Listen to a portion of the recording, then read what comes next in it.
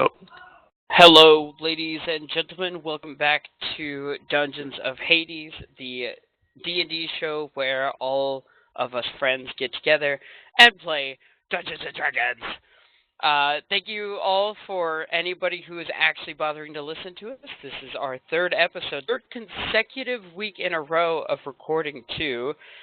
Thank you all, and I'm talking to you lot in this channel with me, for making that happen. After all, we could not get one consistent... Okay. We could not get one consistent session after another for some time, so you guys are the real MVP here. well, I already knew that. You're welcome, by the way. Anyway, without further ado, let us jump back into the magical, mystical, slightly demented, and definitely twisted world that pours out of my mind. Last week, our intrepid group of adventurers left for Komar. Their destination and the official push-off to their maiden and grand journey. They packed up all the things they possibly need, brought some friends, brought some supplies, brought some new weapons, threw it all on the Great Turtle, and pushed off. You guys have about a week and a half journey ahead of you along the Vampshi Sea to get to Komar. And as you guys set off, the weather is definitely starting to turn colder, as it is towards the end of January. Oddly enough, this coincides with the real world, but it's actually the in-game calendar we are using. With that being said, you guys sail along for a couple of days. Uneventful, passing various merchant vessels, traversing the distance between Komar and Warble-Solin, and nothing much comes of any interest. Is there anything you guys would like to do on the boat for the first couple of days? I would like to drink some of that delicious ale that our wonderful patron, John Vorkaiser, has provided us. You do that. In fact, as it should be done, you have it with every dinner. Yeah, we do. I actually take a little bit every time I cook, and I put a little bit of it in the food. So, if your onions and peppers taste a little delicious, it's the ale. It works with... Oh, go ahead. Oh, sorry. No, you go. No, I was going to say it tastes a little delicious, but every once in a while you find something that it doesn't mix with, but it's quickly rectified, so no big deal. Just drink more of it. Yep. What were you going to say, John? No, what I was going to wonder, has John done any more, any of the alchemist training with Diana? We will actually get to that. So I will say you kind of go below decks, and what would normally be reserved for, like, the officers of this vessel. Obviously, this is not a military vessel, and it was hand-built by the one who's running the helm at the moment. But there are still, like, there's the captain's quarter, plotting room, and then there's a couple of nice rooms for maybe distinguished guests or something like that. But you find your way down, and two of these rooms are completely packed with boxes, crates, vials, little burners, various racks of boiling tubes and beakers, and different flasks of different liquids of different viscosity and color. As you enter to where Diana has set up her little alchemical lab, where she is currently actually working on a liquid that she takes out of the vial. It's a strange amberish color, but it has a lot more light to it. I would say it would be more akin to a bronze or a dark orange. And she takes this liquid out, and she has a leather glove laying in like a tray, or like on in a shallow bowl. And she pours the liquid over the bowl as you walk into the room. And she continues pouring as she sees you out of the corner of your eye, and says, "My lord, what can I do for you?" Well, I was going to take up on your offer of training me in alchemy. Ah, yes, of course. Well, you see, I had this wonderful demonstration from our good friend Draku, and I've been thinking about ways to maybe meet his requests. I'm not entirely sure. What is your background in magic, per se? Do I need to roll an Arcana, or just need to explain? What do you know about magic? I don't really know a lot about magic in general. All I No, know don't is tell I can me. do Tell it. her. I say to her, I don't really know a lot about magic. I know how it works. I know that I can do it. I just don't know how the mechanics of magic works. It's magic. Oh, that's usually how most people start. Anyway, here, hold this flask, and she hands it to you as she finishes pouring out this liquid over the glove, and there's a little bit left, and she more tosses it, but it's a handoff nonetheless. But you don't know the volatility. Oh, geez, that was butchered. Of this chemical, and so you hold on to it for dear life as she kind of just tosses it off to you. She picks up the tray, kind of swirls it around, and she says, "Well, my magical beginnings was through schooling. I took up an apprenticeship under a local wizard back where I was from, and he taught me mostly everything I knew. And then said I could learn, or once he felt that I could learn no more from him, he gave me a task and sent me on my way. I owe a lot to him, but that's how I started. Intensive reading, spell crafting, component gathering, the usual stuff, I guess. But anyway, hopefully, if all those years and years of study have taught me anything, it has made this glove fireproof." As she pulls out this now completely dry glove, and it has a certain orange, dark amber, almost like a bronze sheen to it that is barely noticeable, but it's definitely there. And she kind of hands it to you and gestures towards one of the candles in the middle of the desk and says, "You want to give it a try?" Sure. Okay, I put on the gloves and is the candle lit or is it not? It's definitely lit. I slowly hover the palm of my hand over the flame of the candle and slowly put it down towards it, and just barely before it touches the leather. Sure. You get your hand in position over the candle, and normally when you start to expect the heat, you feel nothing. Go a little bit further, into the flame. Mm-hmm. You start to feel a little warming, but it's not painful, and it's just barely noticeable. About the same temperature as somebody giving you a gentle hug. And then I kind of just rotate my hand in the flame, and I say, "I think it works." Yes, it does appear so. This is quite exciting. I wonder. Excuse me. I wonder how this will work against Draku's magic. It has some fire elements to it, but I can't be certain of its origins. It's quite strange. Well, anyway, this was a resounding success, and you wanted to learn how to do this, maybe? Sure, more weapons in my arsenal would not hurt. Well, certainly knowledge is power, and I have a bit I could teach you. I don't know about this. This might be a little too advanced, but we could start certainly with the basics.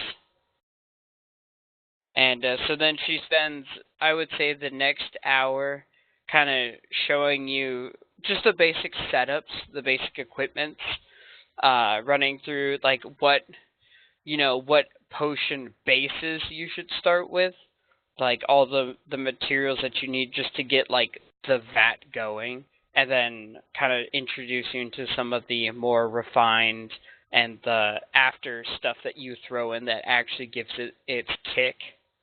Go ahead and make a medicine roll. Not a medicine, I'm sorry, an arcana roll.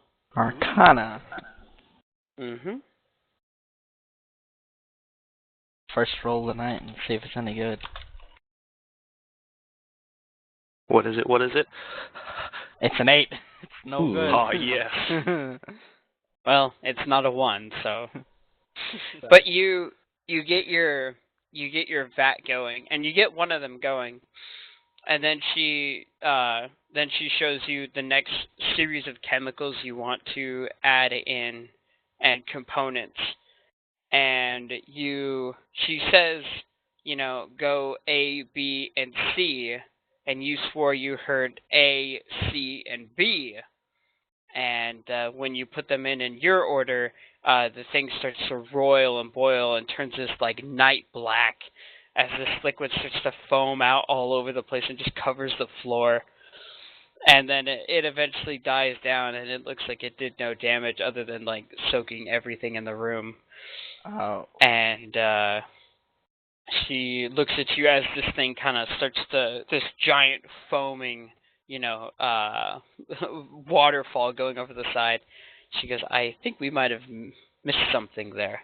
Why don't we try again later when this mess is cleaned up? I was like, I say, well, I can clean it up, and I like take my hand and I whip it in like a circle, and it basically and cleans up. I cast prestidigitation and clean up the mess. Okay, I'd imagine it wouldn't clean up all the mess Or a immediately. good amount of it. Well, yeah, a good amount of it, but I'd say over the next half a minute, you could clean up the entire room. Sure, let's And do it. as you do this, she watches you and says, well, you do know some magic, but you say you don't know the basics, huh? I mean, clearly it's there in your person as day. Well, it's very hard to explain because the way I wasn't naturally born with magic is the problem. Well, neither was I. I was never taught magic either. It just happened one day that I was able to use magic. It was very weird. Would you consider yourself a religious man then? No, not very much for a religious man. Compared to maybe going to religious sacraments ever so often, but not much. I've heard of some who gained strength from contracts with other entities of power. Maybe that's what you have. Whenever she says entities, like John kind of like thinks back to the shadowed man, just like maybe. Well, anyway, it wasn't a bad start. We can always try again. At least nothing exploded this time around. That's always a plus on the first go. I thank you that you have hope for me. Well, there's hope for all of us. I hope. You hope that you have hope? It's very clever. Why not? If the only thing you hope for hope is, then what is there else to hope? Somebody once told me in a more dire time in my life, there's only hope. And when you have nothing to fear and everything to hope for, you have truly nothing to be afraid of. You can only have a spark of hope and not a fire. Because if you have a fire, then sometimes it gets out of hand. You guys spend the I'd say the next couple hours, chit-chatting, cleaning up the mess, going over some things that you might have missed. What else is everybody else doing on the boat? I would like to, depending on how many days go by, I would like to. I would say at this point 3 days have gone by. Well, each day I would have given her a demonstration of an energy blast a day and 2 Kai blasts to help her in her endeavors. Okay. Each time she tries to observe it, differently, from a different angle, a different perspective, hitting a different target that has been, tossed into the water, and seeing how it reacts. Oh, excuse me. Oh, I'm sorry. I'm not tired, I swear. Nice. And, she mentions that she's close to having something to present you for you to test out. It should be just a couple more days. I bow to her, give her a little wink here and there, and call it good. Okay. After a few days into the trip, vicinity, I go up to Draku and say, you know what, Draku? You and I both have similar martial arts. I'd be kind of curious to see what it'd be like fighting you. I did not know I needed this until right now. Always down for a... What level are we? Are we still level 4? We're still level 4. Link trying to push the experience. I'll fight my friends. Hey, I am always down for a friendly spar. Let's do it. So once we're fully rested, I assume there's a cleared space on the boat where, every room we could spar, basically? I'd say the top deck. Yeah. Okay. Awesome. Ah. So we set it up, and then one evening, I guess, as the sun dips low in the west, kind of get ready to spar. Okay. So, you want to do knockouts, or just to a certain limit, or say you, Draku? However you want to do this. Placebo, you are a dear friend of mine. So, let's not go to unconsciousness. Let's just go to, Sure. probably So tap out. That's fair. Say, if you're about to, one more hit and you're done. Right. Or to 1 hit point. Yeah. So, essentially, in-game equivalent, heavily bloodied. Right. Doing real rough. I come up to them while they're saying this, and I put my hand on each of their shoulders, very gently, and I say, if anything happens to my ship, it'll be both your heads. Okay? I have no plans on destroying your happens beautiful to ship, this turtle. Nothing. Happens to the turtle. What's the name of this ship again? Ah, the great turtle. That's right. Isn't she a beauty? Look at her sails. Look at the railing. It's beautiful.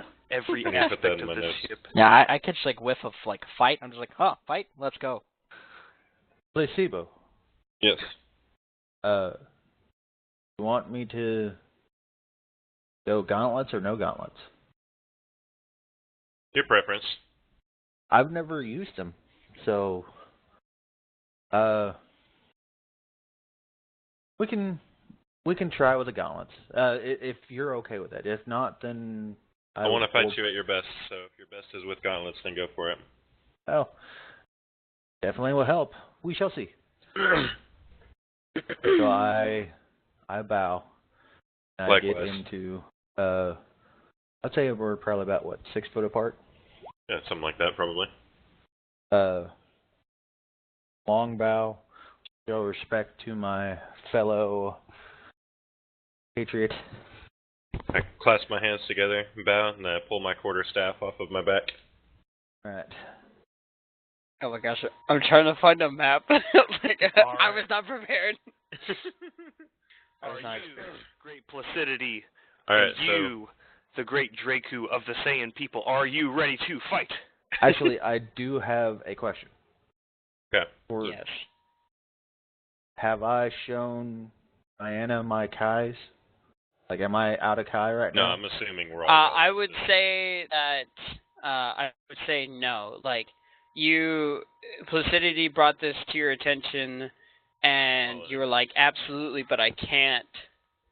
And he said, let's do it at full strength, and you're like, I totally agree, but let's wait till,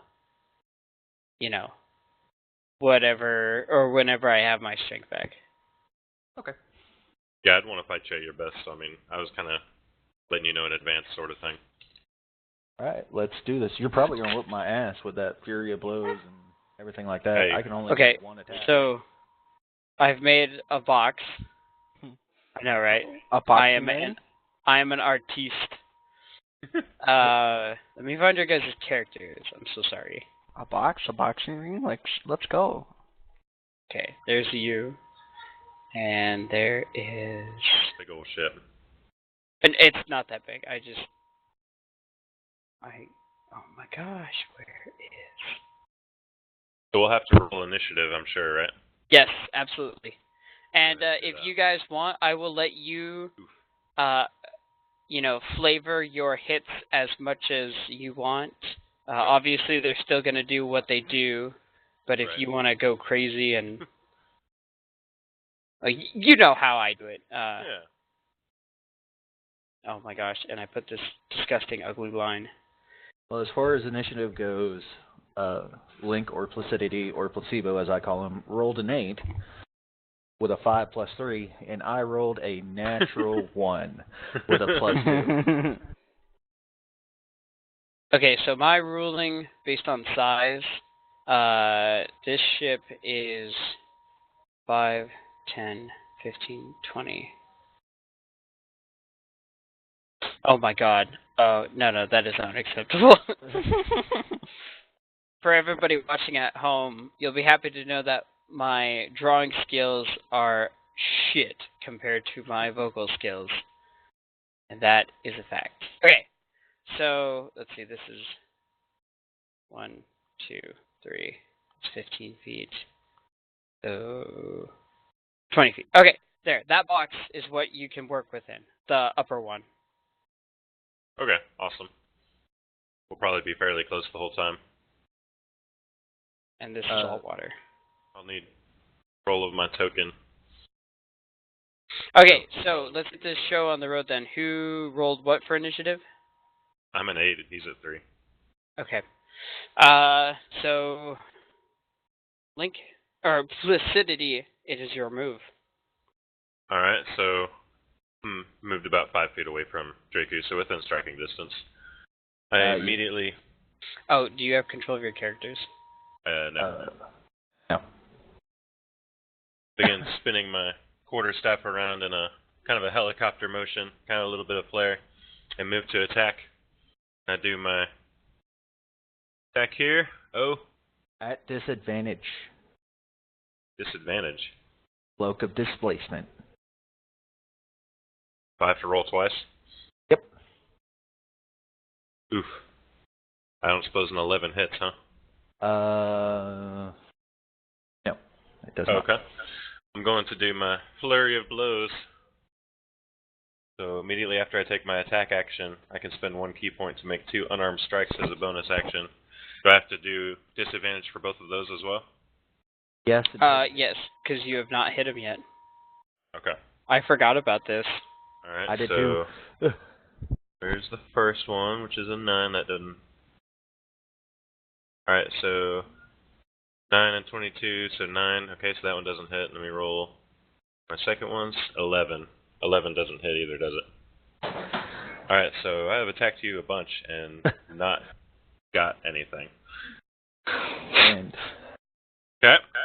I suppose that makes it, So turn. for everybody watching on the deck, you watch as these two martial artists kind of circle and then go at each other, and in a very quick, rapid succession of swipes, jabs, and punches, you watch as Placidity kind of steps into it, gets into a motion, and Draku sidesteps, ducks, weaves, dodge, everything that comes his way. And during one of my dodges, I go down, duck under a punch, and at my opportunity, I swing up for an uppercut with Battleborn as a bonus. All right. Oh, dang. And that was an 8 with a natural 1. Ooh. Ooh, what happens with the natural 1 then? I am going to say evens or odds, Draku. Odds. Oh, okay, good. So you reach up and you lift with the legs and you go for that uppercut, and it throws you off balance as Placidity is not where you thought he was. But you don't lose your balance and are able to get back and reinitiate your stance. Okay. It is, unless there's anything you want to do with bonus action. Oh no, you use it. Okay. That was For my bonus. Yep. Okay. Placidity is your turn. Alright. I'm gonna sidestep to my right a little bit, try to work in around his defenses. Use my quarterstaff once more. My first one was a nat 20, but my second one was a 7. Okay. That misses as well. Yeah, yep. I'm going to use my flurry of blows once more. See if I can throw a couple of unarmed strikes in here. Let's see, 9 and 24. Alright, so 9. And then 12 and 10. Both miss. Snap.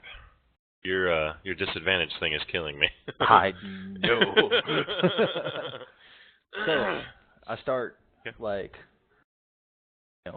swinging out the way. Lucas, if you want to describe what's going on. I think it's pretty self-explanatory. It's more of what just happened. More swipe, swipe, swipe, jab, and you step, step, duck, and... Well, step, duck, a dodge, move out of their way, because you just tried to hit me, 3 times? Yep. Okay. So, with that third strike, comes whizzing back past my head. I move to the left real quick, and as it looks like I'm about to swing and punch you in the face, I swing, miss, duck down, and come around with a spinning elbow to the sternum part of your chest with a Battleborn bonus as well. And Let's see what happens. oh my God. Okay. I see it coming, and I'm just barely back up. I rolled a 9, by the way. I feel the air kind of hit see my chest a little bit as I dodge your move by about half an inch. So, everybody watching, it's like watching a fighting couple dance. It's a lot of steps, it's a lot of attempting to touch the other one, but a lot of denying the other one. It's really interesting. It's quite enjoyable to watch.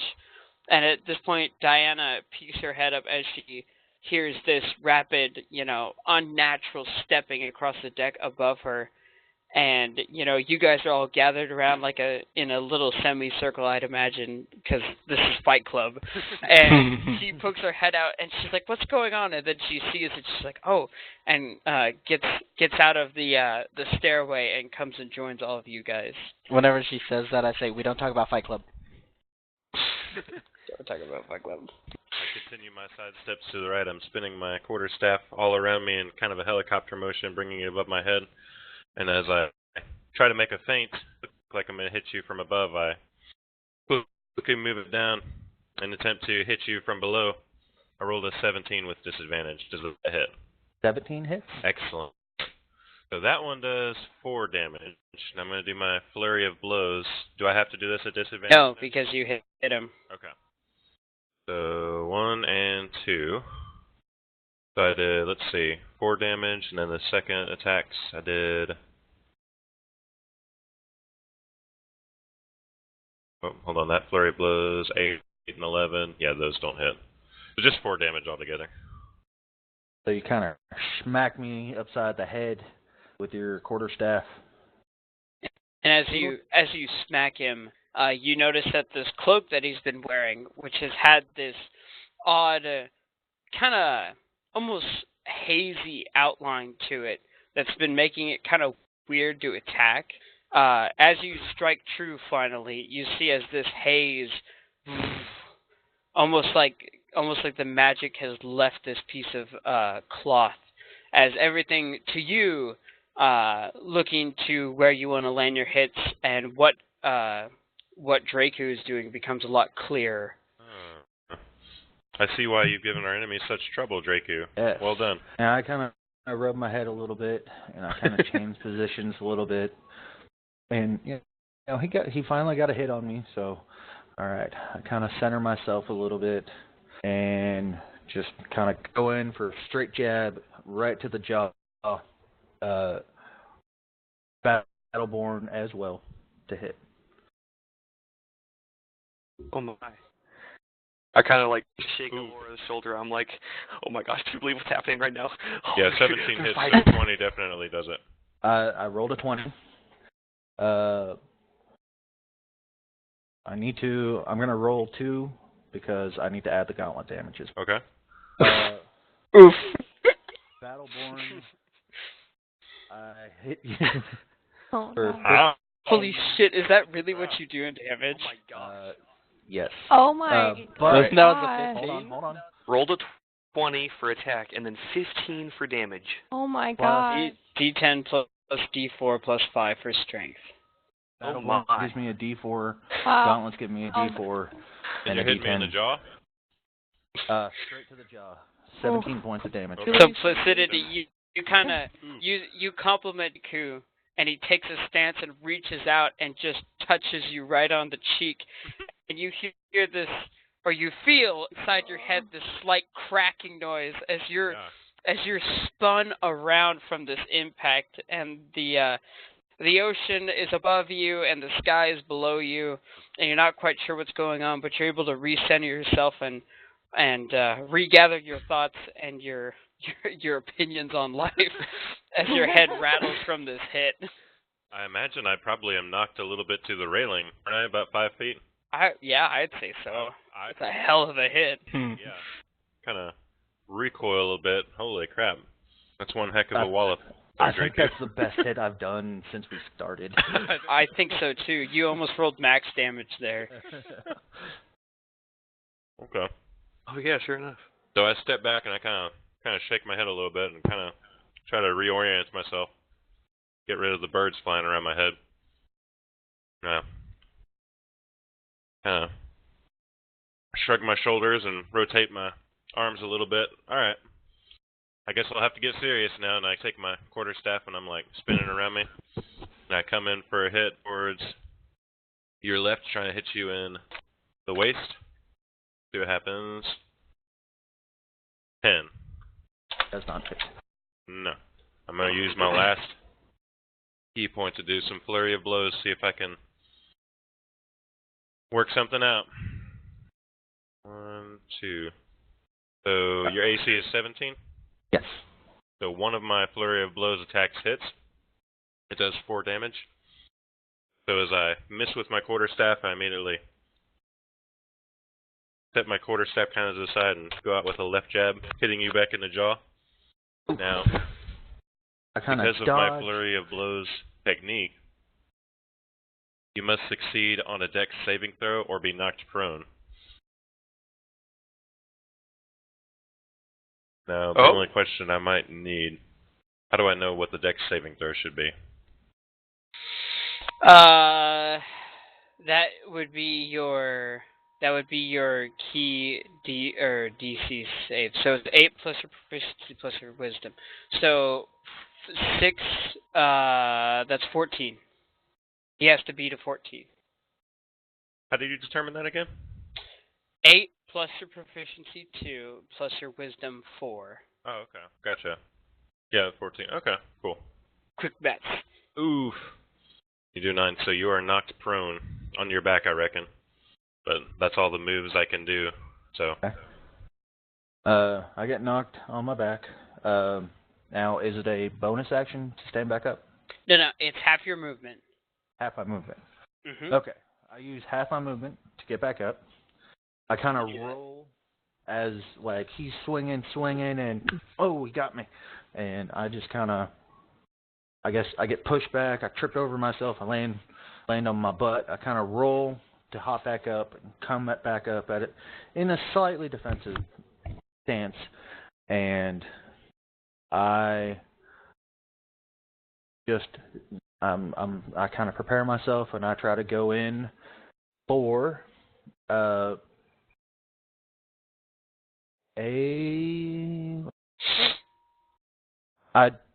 just gonna go in for a we'll go with a power strike.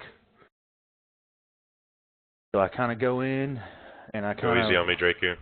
I swing like I'm going towards you with a left, and I come down right in the solar plex area, and I swing to hit you.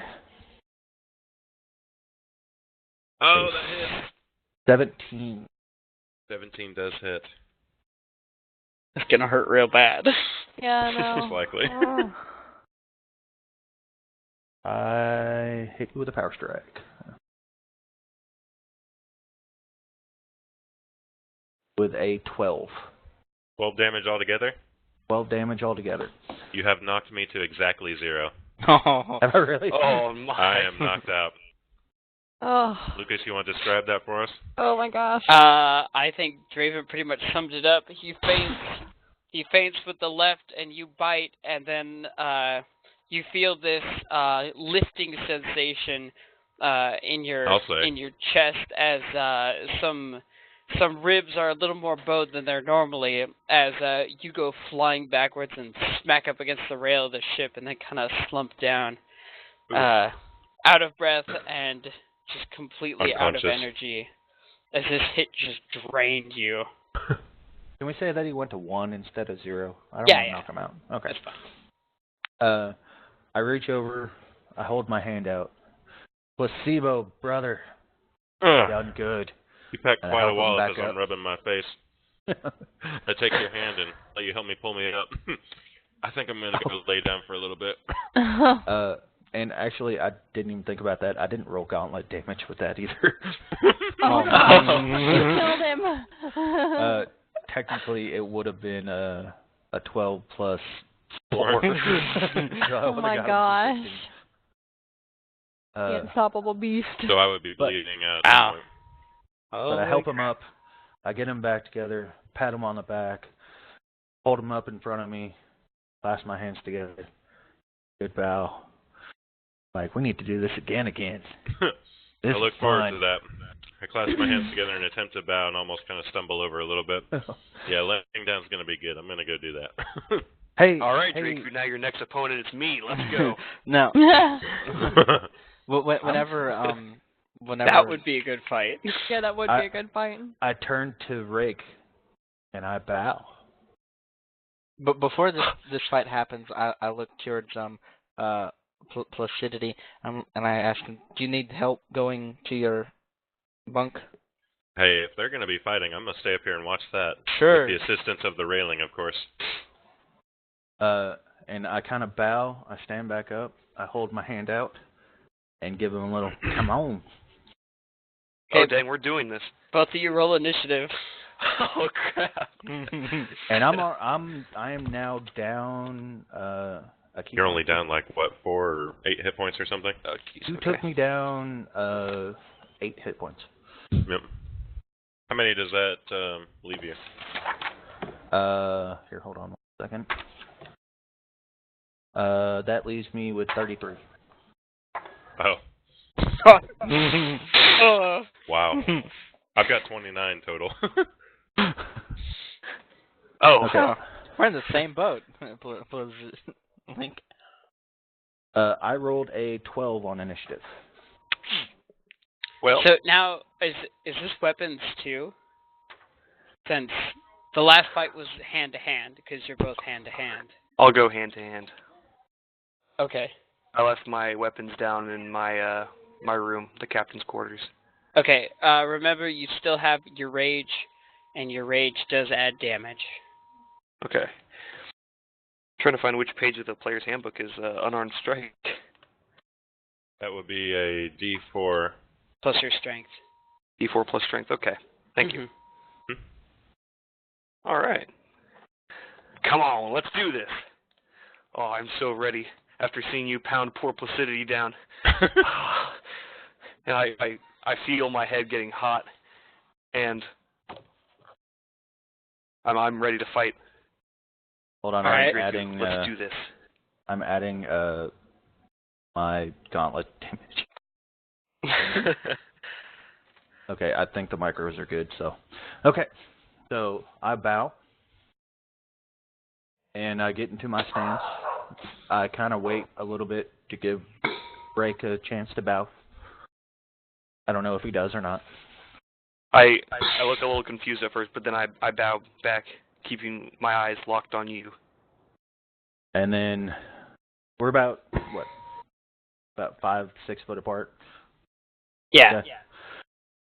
Oh, Okay. here. Let me get your token. Sorry. Icon token, yeah. Oh, Draku, I feel kind of bad that I have to face you after you just took a few hits, but I can't wait. This is getting me excited. Well, in that stance, I kind of run up. And Sorry, I mistook. The D4 for unarmed is only for monks. Oh. No, it's still a D4. Oh, is it? I think I you thought add, it was a D2, wasn't it? No, it's not. Is D2 a thing? No, It's a it's coin, a coin. isn't it? It's a coin. It's a D4 Hold because improvised weapon is a D4. So your fist is an improvised weapon. Okay. All right. Let's do Yeah, it. no, monks add different stuff. Okay. Well, okay. Now, in that stance, I kind of run up, and just right before I'm about, you think I'm like right in front of you, I'm going to jump up and come down with an elbow to Superman punch? Right, no, not a Superman punch, Okay. but an elbow to the top of the head. Okay. Would that happen to be the people's elbow? No, I mean he's standing, I'm standing. I'm just gonna run up, and just elbow to the back of the head. He's fairly tall. Out of curiosity, what is your height?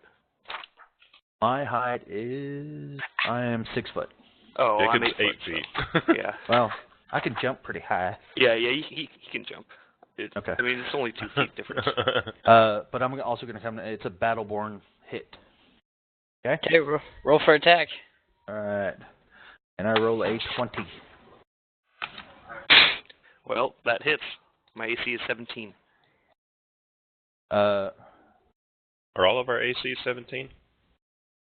I think all of ours are. Is yours 17? Yep. Huh. Mine. DM, quick question. Yeah, mine's a Yes. 17 too. If I'm coming down with an elbow, if I'm specifying an elbow, that wouldn't be gauntlet, pretty much, right? Or would you allow it? It's your call. You know what? Because it's with the elbow, like, if it was just an unarmed strike, I would say sure, but, yeah, no, don't add the gauntlet damage. Okay. Yeah, with you. I'm gonna roll it, but we can just subtract it. Because I Thanks already for got it in my... keeping it flavorful. Yeah. So it's going to be the elbow to the top of your forehead. For my snout. Oh my gosh. That would be Holy 15 crap. damage. 19 damage. Okay. Now, Are you minus- raging? It hasn't gotten to my turn yet. Rage now? Well, hold on. I would say that you could have raged before you started. I thought that was what you were saying when you're like, my head's hot and I'm ready to go. Oh, I thought I had to wait until the combat started. Never mind. Well, that would be. I mean, that's your call. That would be a bonus I action for thought him to when you rage, said too. that you went into a rage. Oh, well, yeah. Well, now that I know that, I'll If go you've into got a rage such a battle beforehand. lust, I mean, I would imagine. Yeah. I was going to say, in the future, like, I appreciate you adding flavor, but also say, I would like to rage, or I go into Okay. a rage, or I do some rage. I do some rage. I'll say that.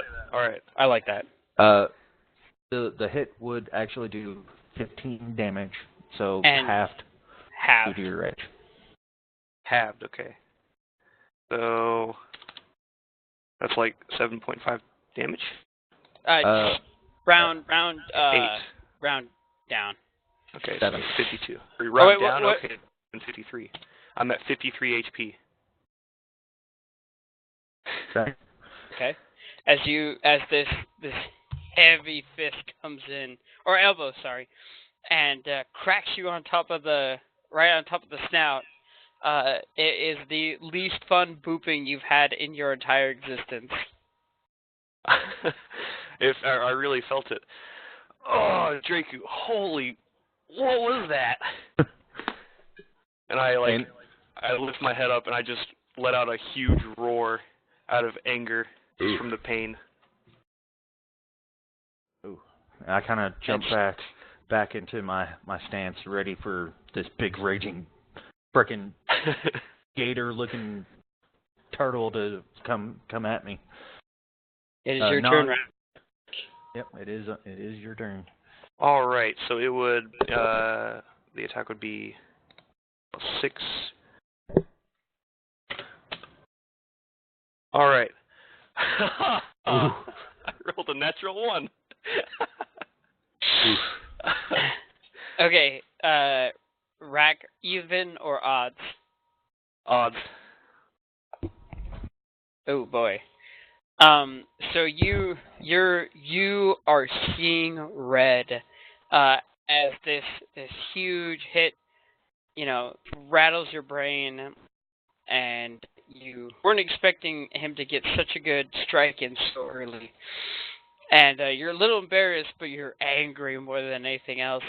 And so you just kind of recklessly go forward, and he sidesteps you and kind of drags his ankle, and you right over it. And I would say you go prone, just inches from the rail on the deck of your ship, as you totally biffed and got baited.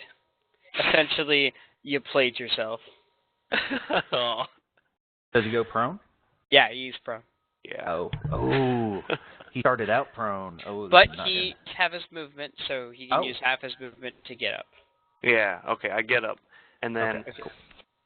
I kind of back up a little bit onto the railing. Okay.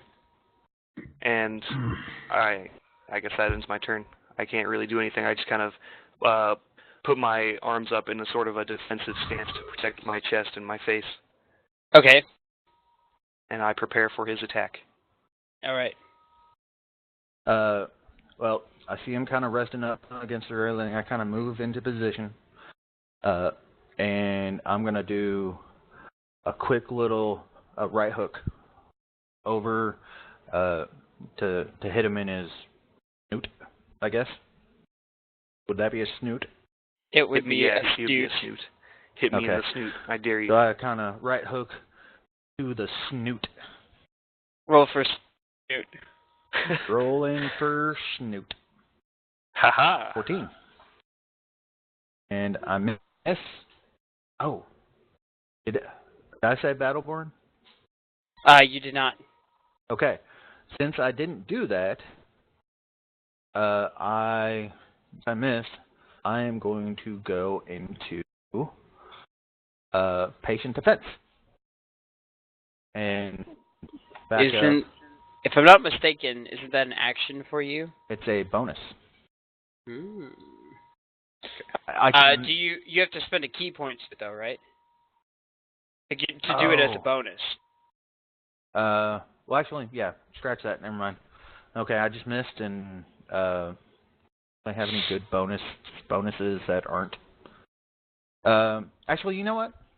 Because I didn't call it, screw it. I'm going to, as a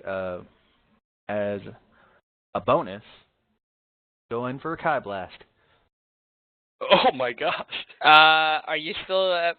You said you moved up and now you're gonna Kai Blast? Well, I mean, I punched and I'm just gonna let it out in front of me. Okay, sure. Roll, since this is melee, roll with disadvantage for your Kai Blast. Okay. It is a ranged weapon. That'll be a 16. Ooh. 16 and a natural. Oh, wait, no, 20. you said disadvantage, didn't you? Yeah, but Yes. so it'd be a 16. But if that natural 20 would have hurt, ooh. And I spent a key point on that. So. All right, Okay. so it just barely misses. So I am now down to 2 key left.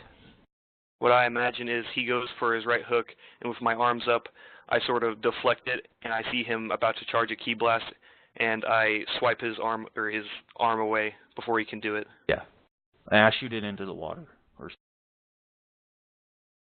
You guys see this bright ball of light as you swat at his arms, and it throws off his aim enough to go past you over the railing and off the side of the boat as everybody kind of watches this, but you keep your eyes trained on what's in front of you, and it is your turn. All right. After I see him release the Kai Blast into the water, I use my breath attack on him. Ooh, Shit, crap. okay. There we go. This is some superpower Pulling crap out in all here. the stops. Dang it. And that is also at disadvantage. Well, would that be at disadvantage? My cloak of displacement came back up. Okay. It did, but if I'm not mistaken, isn't your breath attack an area of effect where he needs to make a saving throw? Yes, a Constitution saving throw. Yes. So even though your cloak's up, it's going to do you no good here. Okay. Let me see.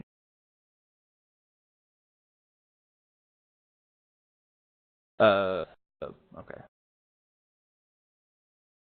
And that's just add the save. Mm-hmm. Natural 20. Oh, 25. come on. Oh my god. Bull crap. But if I'm not mistaken, you Half damage? still take half damage. So what is Okay. what is the damage to it? That is 2d6. Can't believe I didn't write that down. You did. I just read it first. Oh, creature takes... Yeah, you're right. 2d6. Okay. So, do I roll the d6 or would he? You do it. You do. Yeah. Okay. It's your he attack. He doesn't add anything. He just rolls 2d6, right? Mm-hmm. Half damage, so 4. Quick question. Does Yes. that count? That doesn't count. I mean, I got hit with an area attack. Does that make my displacement? Yep, it does. Okay, it does. Okay. It's a finicky So thing. I have to wait another round for it to come back up. That is correct. Now, does it linger or does it dissipate? It dissipates. It's Okay. it's not like you're on rough terrain or something now. Okay. Question. Rage adds +2 to damage. Would that add in with the breath? No, weapon not the attack? breath attack. Okay, I didn't think so. At least I don't think so.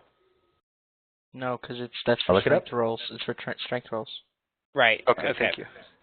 That's what I thought. Thank you, Yeah. Swift. Alright. So, as I'm all nice and frosty now, I'm standing there shivering a little bit. I'm like, and I kind of go around and I try to act like I'm going to do a right hook again, and I kind of fake a little bit and go with a left uppercut right to the undersnoot. Battleborn. Not the undersnoot. Yes, the undersnoot. Oh, and he called Battleborn this time. Yes, I did. And 18. Well, that does hit. And then I clock you for 12 damage, which would be half, so it'd be 6. Let's roll All right. that Go gauntlet down damage. 6. Yeah, well, the gauntlet didn't help me there much that time. I'm at 47. Oh, God. And then after that clock, I kind of go back to my defensive position, ready to kind of block or sidestep where I can. Okay. So, Rack, you feel as Draku suddenly disappears in the blind that is your blind spot underneath your snout, and all of a sudden you feel this ringing pain coming from your lower jaw as you reconfirm where he was, as your head kind of rocks back from this impact, but you get your nose back down, and now you can see him right in front of you, right underneath you, right where you want him. Oh crap! I kind of smirk at him, and then I go in for a claw attack, kind of like sweeping him from the right. Okay. And, oh my! I rolled a 9. You do have, if I'm not mistaken, you do have reckless attack, where you can roll with advantage, but on his turn, he rolls advantage against you. Oh yeah, I'll make this a reckless attack. Oh yeah. Oh yeah. It's like, that sounds like a 19, good there trade. we go. That's what Daddy wants to see. Okay. All right. Reckless attack onto your side with my claws. Got hurt. So roll for damage, and then add 2 for your rage. All right.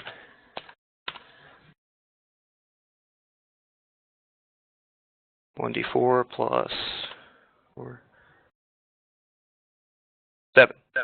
Nope. That still hurt though.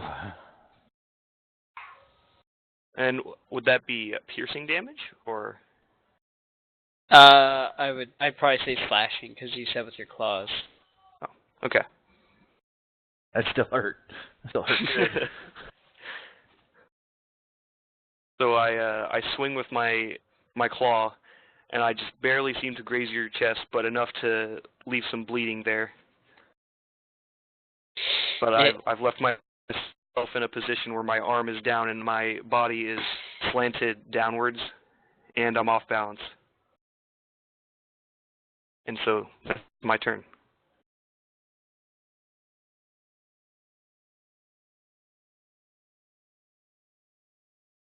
Okay. Well, I feel this searing pain in my side as I saw you kind of caught me off guard with this slashing outright at my ribs.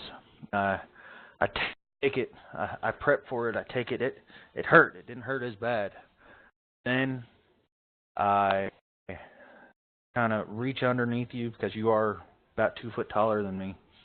I kind of put both fists together in my palm motion up towards your chest, and I let loose an energy beam. Okay. At With disadvantage, because it's at melee. But go ahead. Well, I love the idea. Oh, no, it's the regular. Actually, it's regular. Hmm? I'm using because he used reckless. Mm-hmm. Oh, Oh, you're right. right. Oh, well thought out. Well, actually, like, Clever. could I instead of that, could I step back, release it to where it's not at disadvantage? Well, It's give an attack of opportunity. Okay, well, we'll just try to go for it right at the sternum. Just a natural roll. At regular. Okay. At regular. Do it. Ooh, come on! I haven't hit anybody with this, so I'm kind of excited. Oh my gosh, it's 1-0. Oh. What is with this? And I just you hear it very, very, very small, very, very subtle, and all you hear is a little Kamehameha, and I hit you for that wasn't that good. 13 damage. Oh. Okay. And would this be considered would it be fire damage? Would it be something that would nullify his bludgeoning damage? Because it didn't bludgeon. It's magic. It's magical in nature, so he's not resistant to magical damage, so he takes all 13. Okay. Yeah. I'm down to 34. Oh, what was that, Draku? What are you trying to do to me? Are you trying to kill me? I mean, sure, I kind of slashed at your chest, but jeez. Well, I know you're a barbarian. I know you could take it. We're just sparring, man. I ain't gonna hurt you. Dang right you are. All right. My turn? Yeah. All right. After he's done that, I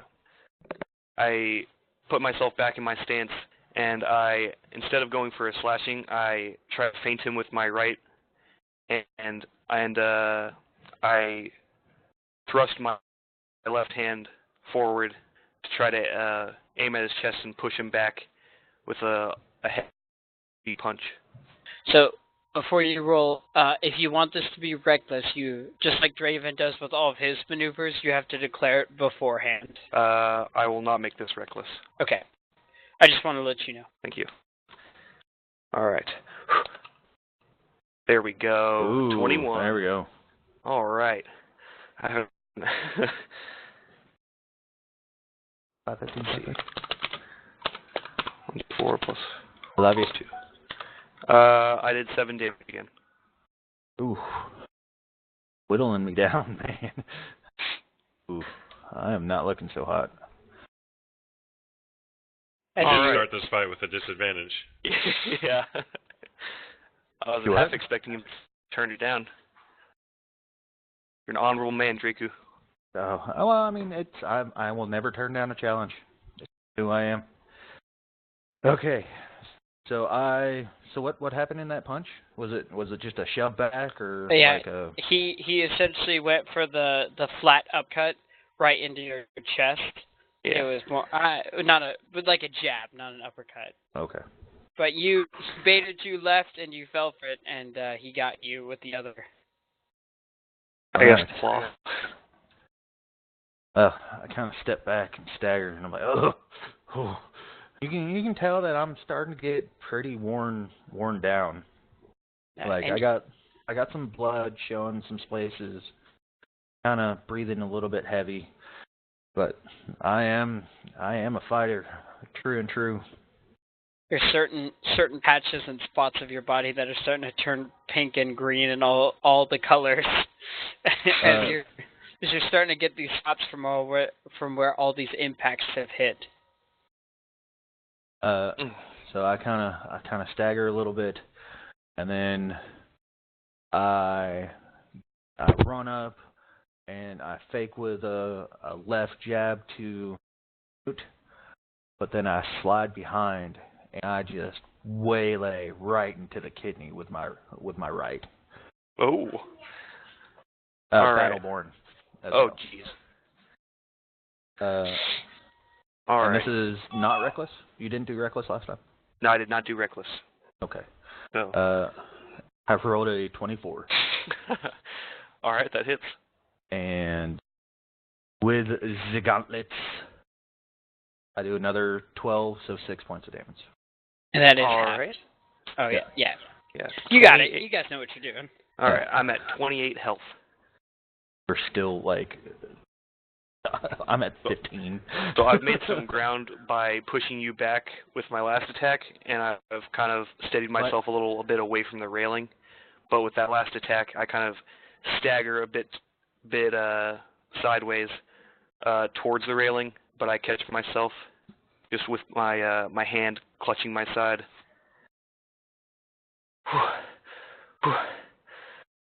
Yeah, that was a good one, Draku, but it won't be enough. All right, and I rush at him, and I just go for a straight punch towards the face,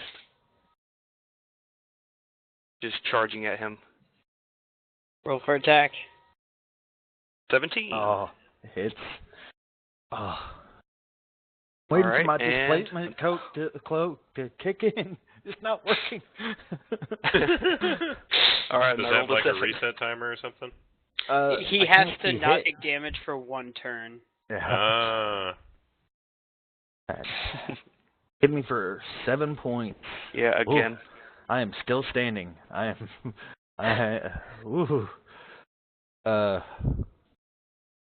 But I won't give up. I'm still standing. You're a respectable man, Draku. A very unlikely that I'm going to win this, but I'm still gonna fight it off. And where'd you hit me at? Right in the face. Right in the face. No holding back. I kind of grab my jaw, look down at the ground, and wipe off the blood off my chin, and I go in just as quick as I can, right in between the eyes, Battleborn punch. Oh my, okay. Oh shit! Unnatural 20, crap. okay. Close. How much health are you at, Draven? I'm at all 8. all dice double. Yeah, all dice double. Oh, okay. I'm Okay. at 28. I feel like it's probably gonna. It's still This is half, going to be a close match. Oh, it's half. Oh, okay, good. So it's. but all dice still double. So it's half, but it's doubled, so just regular. Yeah. Well, no, it'll actually be a little bit less than what it actually is. Here, hold on. Yeah. Let's roll. Okay. I got you for the 8 10, 2, times 6, 2. 18. You hit me with 9 plus 5. Well, what's 8? 16? 8 times 2? 10 to... Yeah, 16. Or. So Okay, 16 so- plus 5. So I got you for 21. So half to 11. 11? Yeah. Okay. Then I am at 17 now. It's been it's been a while since I've been beaten this badly. But don't think I won't give up. I won't underestimate you, Draku. You're on my crew for a reason. Yes. Let's do this. All Let's right. do this, Brother Rake. And I charge at him once again, and I go for another punch in the face, but that's just a feint because I'm going to actually use my left hand to punch him in the chest. Okay, roll for And attack. Reckless or 20. No, not reckless. don't need it. Oh. Oh, this might be the end of Draku. All right. Oh, finally. Okay. Oh. Oh, 10. man. Oh, with that. So with that, Draku, your last thoughts of consciousness as you see this white, glistening platinum fist in the midday sun come rocketing towards you, and all your eyes can do is track it all the way into the bridge of your nose. Oh. And then, much like a switch, the next thing you feel is nothing and blackness as you fall, or as everybody else watches you fall like a freshly felled tree in the middle of the forest. As your body slams flat on your back on the deck of the great turtle. Oh. I am at -2. You're unconscious. Okay. Man, I'm glad I only picked a fight with Draku. He got me down pretty good there. Like I think, actually, if this would have been a one-on-one, as I'm saying this while I'm unconscious, if this would have been an actual one-on-one before the placebo Draku fight, it would have been. oh, he would. I might have actually got him. Yeah, it would have been close. He lost a bit of health from Zachary, but I was at 17 by the end. Of course, I did get rid of your cloak of displacement too. Did. So and he I would wasn't have able gotten to- that back. It came back up for Rack for Oh, okay. yeah. It was back on at the start of that. Oh, Was okay. it? Yeah, it was. Oh, I did not know that. At least I think if not, it came back almost immediately after. Well, either way, it was. Can somebody get me back to consciousness, please? After like the ending blow just happens, I'm just like sitting there leaning against the rail, just like smiling and like going, "Great job." Worthy fight. Now someone get this fool up. I look to Diana and just like, do you have any healing potions? I don't have healing potions, but I think I have something that'll wake him up. And she takes this little glass vial and Vegas scored. And breaks it right in front of your nose, and your consciousness comes screaming back to you as this smell fills your nose, and it's powerful, it's pungent, it's awful, but it's not the worst thing you've ever smelled. It's just intense. As it smells like somebody just waved in or thrusted up your nose a bit of Vicks Vapor Rub, some pepper, and various and some like Gold Bond rubbing cream. As these weird and not working well together smells just ram your senses back to consciousness as you come back with a and you find yourself laying on the deck of the ship. I'm going to instantly, like, as this all happens, I'm going to instantly roll over, get into, like, a crouch defensive stance, like, patient defense, ready, like, I was up the whole time, like, ow. I stand back up slowly, and I put my fist to the palm of my other hand, and I look at Rake, say, well done, big turtle guy. And I bow. It was a good fight. You're a respectable man. You sure know how to take a hit and deal one. Oh. Whew, as I kind of rub my jaw. I try never to deny a fight, especially a good spar. The more training I get, the stronger I get. I thank you, Placebo, Rake. I appreciate you. Y'all's spar. Very well played between the both of you. Likewise. All right.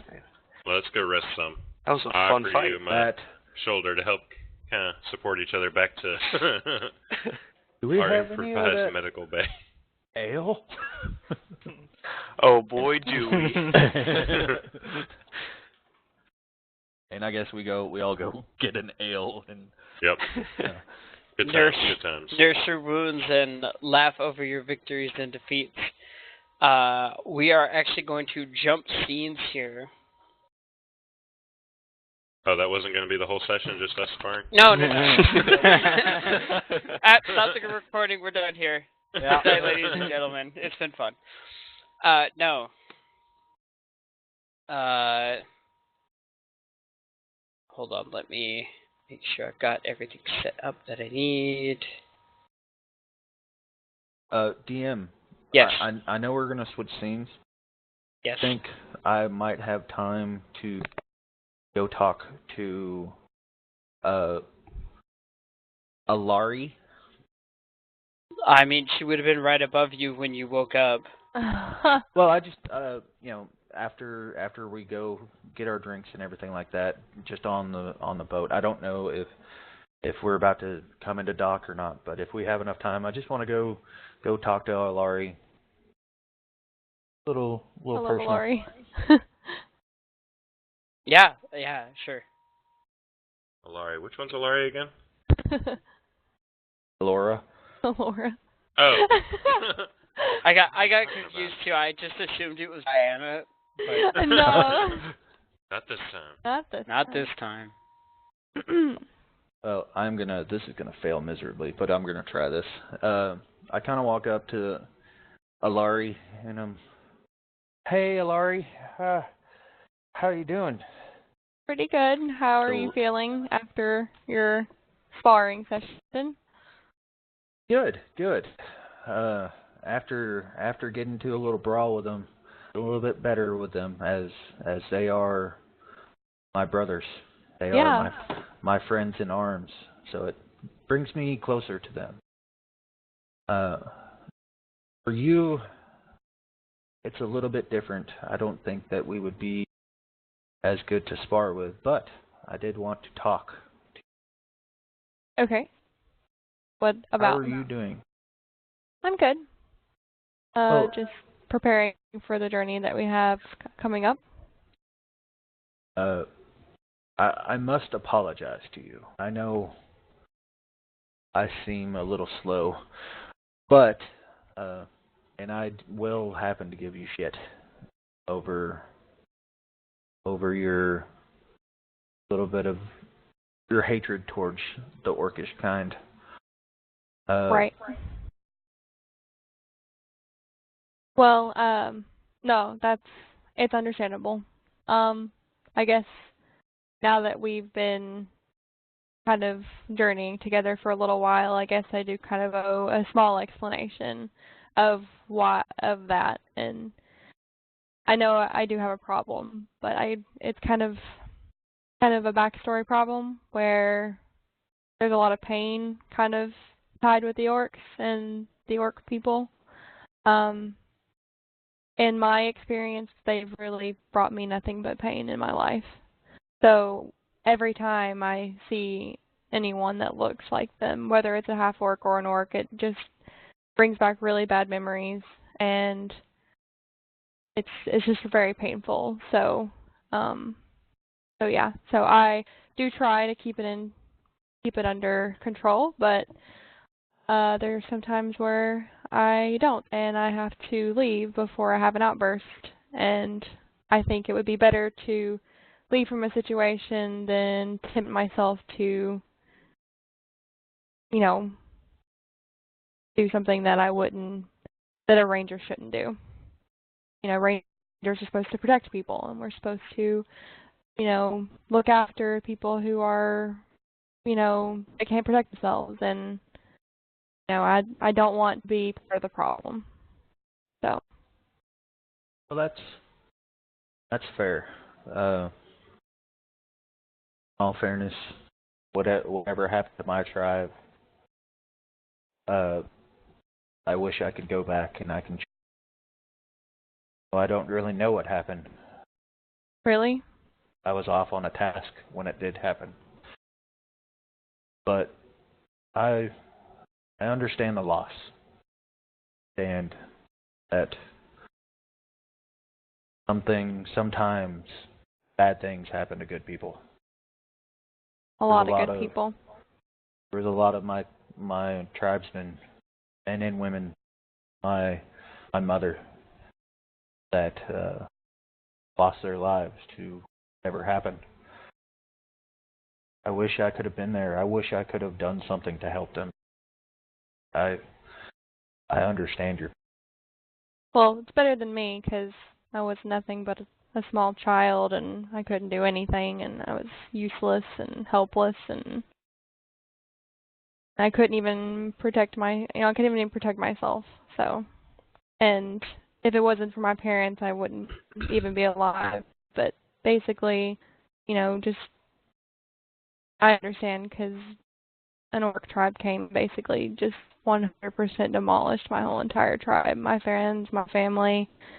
I was only I was very small, and my parents had actually built. We were having problems with the local orc tribe to begin with, and we thought that everything was going to be fine. We thought everything was peaceful at the time. We thought we kind of had made amends, but in the middle of the night, they decided to attack us while we were all asleep. And luckily, our house was kind of towards the back of the borders, so my father heard them coming before they reached the house and tried to hide me, and he did, and he built a shelter, and he put my mom and us both actually in there, and my mom decided to go out and help because she was fiercely in love with my father, and she wanted to make sure that he was protected and that he had someone sitting next to him, and he left me. So by the time that my aunt came and found me, everything was gone. So I understand where you're coming from. I am sorry to this hear. story, all of us, or is it just you and Draku? I have no idea. I think it's just the two of them. I think it's just I kind the of two. brought her off to the side. Okay. Just to, is that Alari is the character that I haven't really bonded with the exception of John. Yeah, new to the party. But I look at Alari and say, I know bad things happen to good people. I know that there's a lot of grief that we all have to face and a lot of hardship we have to face. It does build a strong will, though. I agree. It's not much, but it will help. I agree. When you're surrounded by a good party, a good tribe, so to speak, They have your back, and we'll all have your back. We will do our best to make sure that there will continue to be people that move on from that. I just have one small bit of advice. That is. Take it. My mic's cutting out. I'm sorry. It's okay. You can take it, or you can. It's just there to help. A lot of times, a lot of people, regardless of their race, did not choose that. They are just trying to live their lives. That's not saying that there aren't good and bad people out there. And I can understand hot-headedness getting away to make sure you don't blow up. But just try to think that sometimes people can't. They are. No, I understand. My adoptive father tried to teach me that. I'm a little too hot-headed for my own good, though. I'm too much like my mother. But I do try to keep it under wraps. But all I want is to get vengeance on the tribe that killed my family. And once that happens, I feel like I'll be satisfied, and then I'll feel like I'll be able to rest easy to know that their deaths weren't in vain, at least if I know that the person that was responsible for their deaths is dead. Or, that's pretty much the only thing that I have in mind, honestly. But I do try to keep that in mind when it comes to other races and other tribes of orcs, because I know that they're not all bad. But it just sometimes just brings too much, if I'm not expecting it, especially. Like, if I go into a situation knowing I'm going to face them, I'm better. But, like, that day when we went into the weapon shop, I wasn't expecting it. So it caught me off guard. Do you know what the tribe was called that attacked your family? Okay, hold on. Lucas, do I know this? Like, I'm assuming I know this. I did give you that information, didn't I? You did. Okay, do you want me to know this or not? And You would definitely know this. Okay, alright. Well, I didn't know if you wanted to be, I was like, oh, I revealed this later, that kind of thing. That's up to you to reveal. No, that's fine. Yeah, that's totally fine. Okay, now back to role-playing. I just want to make sure that was double-checking with you. Okay, anyway. I actually do know the name. That was the one reason that I joined the Rangers, was to help track down the Orc clan. The name of the Orc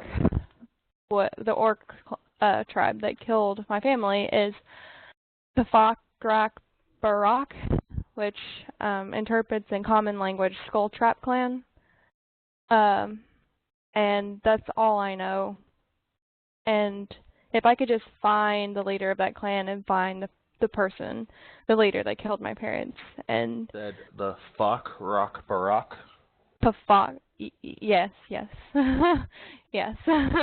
You got it. And what does it translate to? Skull Trap Clan. Skull Trap Clan? Skull Trap Clan. Well, Alari, if in our travels and if in our adventures we come across the Rock Barak, I will. Kind of smile and laugh. I will do my best to help you and aid everybody in our wonderful tribe that is my new tribe, to avenge the death of your family and your tribe. And I kind of extend my hand to kind of give him a handshake, and I think, thank you, Draku. That means a lot to me, and I will definitely try to keep what you said in mind. You sound just like my father, and I do try to listen to people who sound like him. So I shake her hand. I give her just a little cordial bow, and hand her a little drink, and let's hope we get to our destination pretty quick. Yes, and to our safety. Cheers. Yep. Drink cheers. And But I know after a conversation like that, you'd want to kind of chillax and everything like that. So I'm going to kind of leave you to your devices, and I kind of stagger away. All right, sounds good. I kind of limp away after the Limp away, that Ray gave me. Limp away, adjust your nose as you go along. Yeah, it's just like bleeding. Crack it back into place. I'll be here all day, ladies and gentlemen. Ooh, I almost want a rematch. I almost do. But yeah, carry on. Okay, now, sorry about that, Deanne. Okay, with that, Thea, as far as our current timeline goes, it is about 5 years back. You wake to a totally normal, beautiful day in the city of Komar. Your mom and dad go about their morning routine in your guys' small house/shop, getting ready to start the day. Your dad, of course, will need your assistance today, as he's needed the past couple of years. Learning the tricks and trades of a locksmith has been quite a fun and surprisingly entertaining endeavor. Surprisingly, there are more than one way to make a lock. In fact, as you've come to learn, there's almost infinite. So there's always something to learn, always something to challenge your young and eager mind. As the day goes on, the various customers comes and goes, and you get sent about to different places to deal with the normal variety of things that your business is tasked with. Opening jammed locks, repairing or doing on-site repairs, and fixing what somebody tried to break into by, say, shoving a spoon in a lock and just totally destroying its inside. But nonetheless, these are all challenges, and you crave those. And happily you go about your day's work. And as the sun starts to settle down and across the sunken strait, the sky grows darker and purple. A strange man walks into the shop.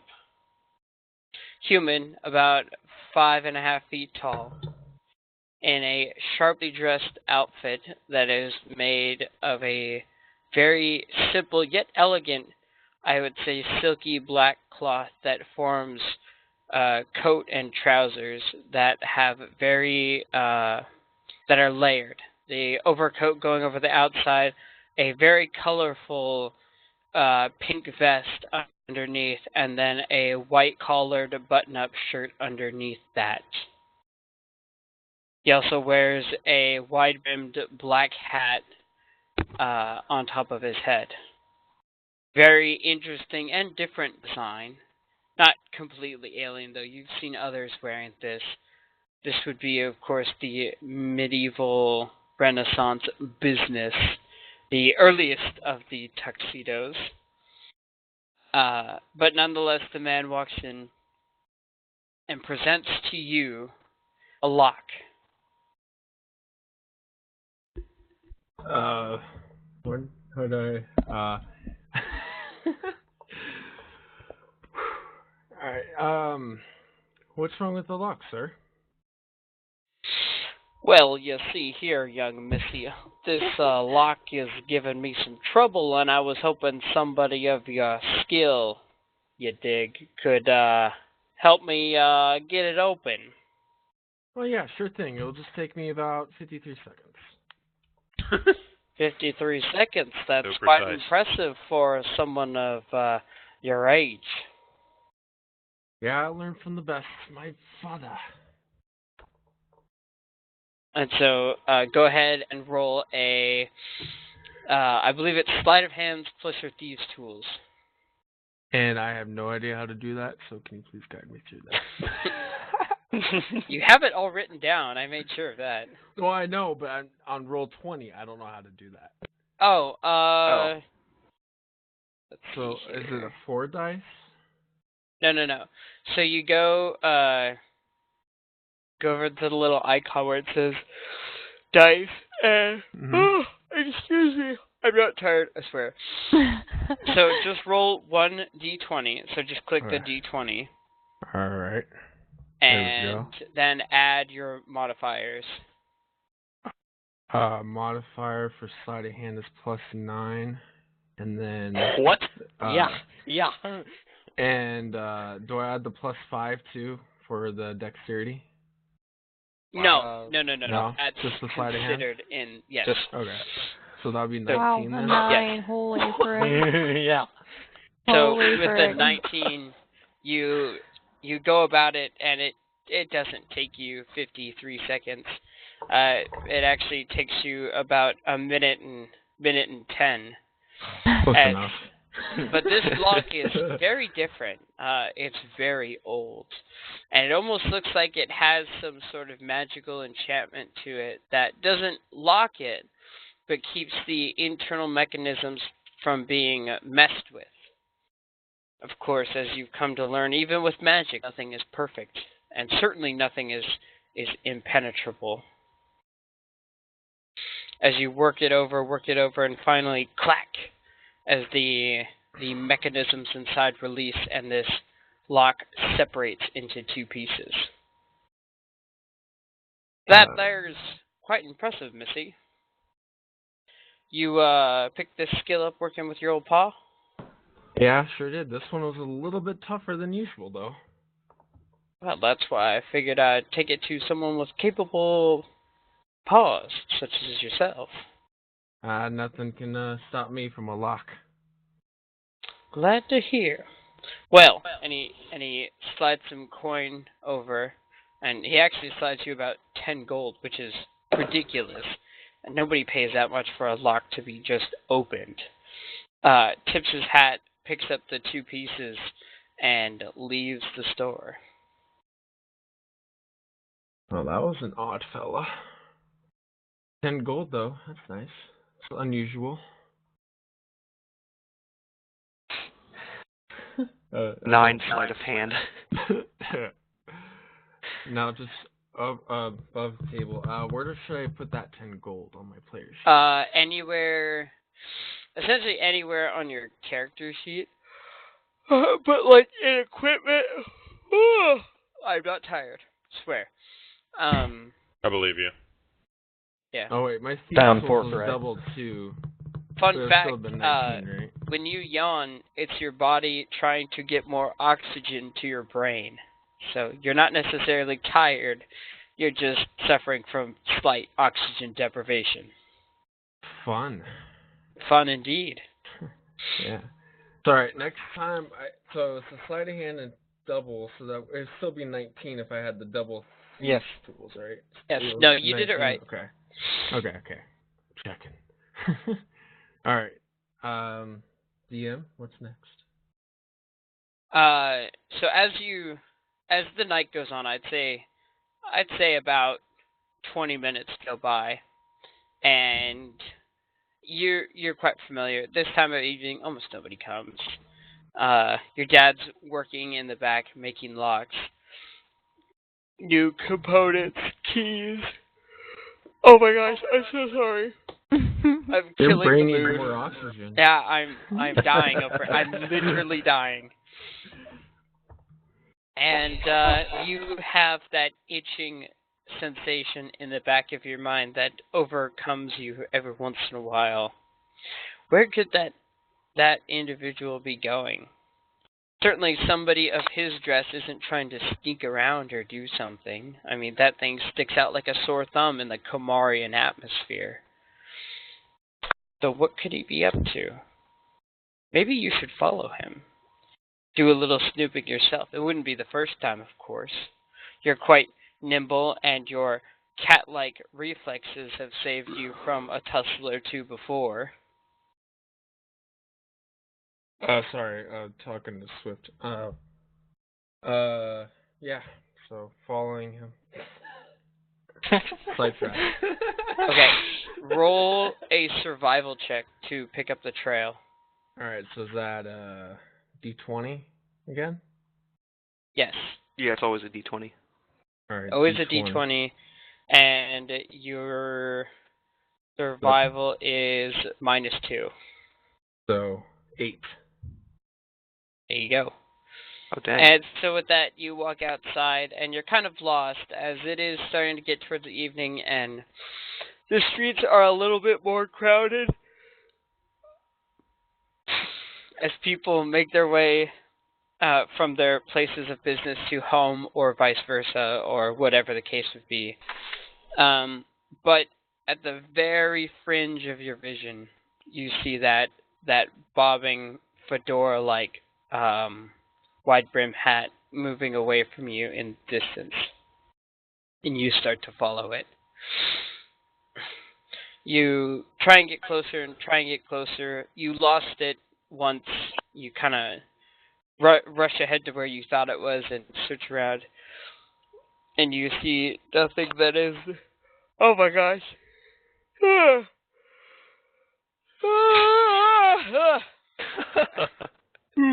You're killing me, Lucas. I'm sorry. I'm killing everybody. Everybody on the internet is hating me right now. And get your pitchforks. The world collectively yawns.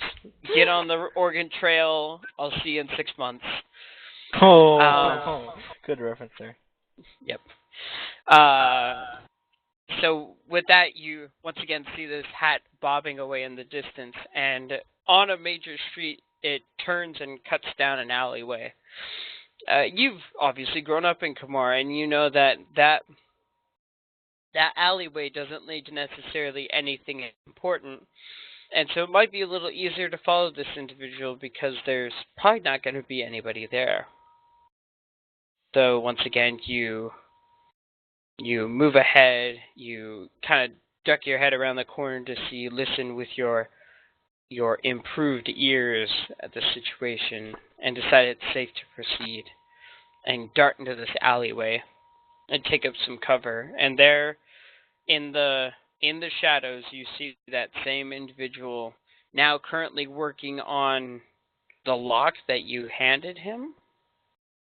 You're not quite sure because it's identical, but instead of being locked or unlocked, it's locked on a small set of shutters that look to be made of, instead of wood, some sort of iron.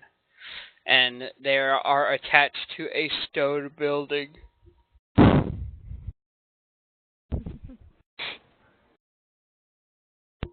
What would you like to do?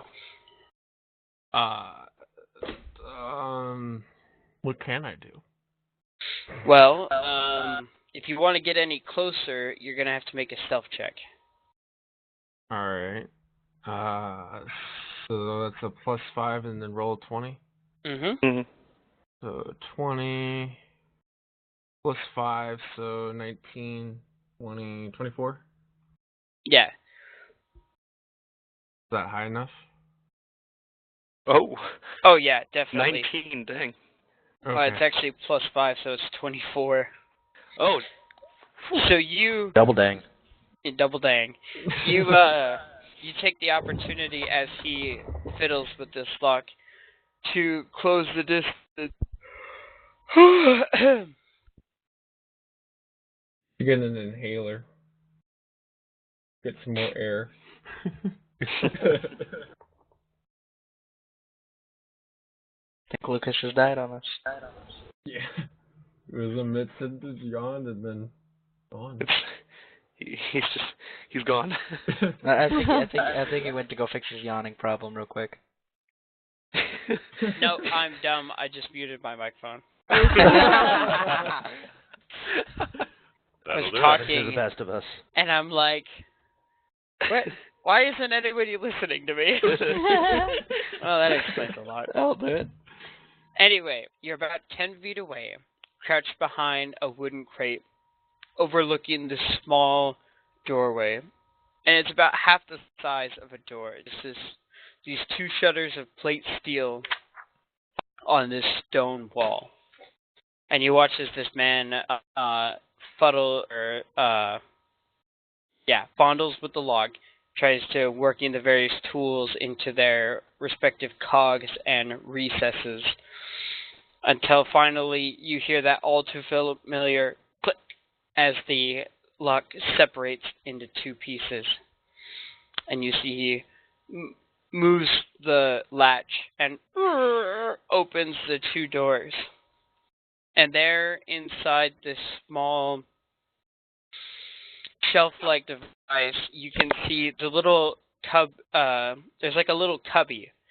And through the wall, there's another set of doors on the other side. Like somebody could put something in on one side, shut the doors, and then somebody would gain access on the outside, or vice versa. And inside this little niche, this little drop-off area, there is a small bag. It's like it looks like some sort of burlap sack. You can't tell what's in it. You're probably gonna have to get closer if you want to see.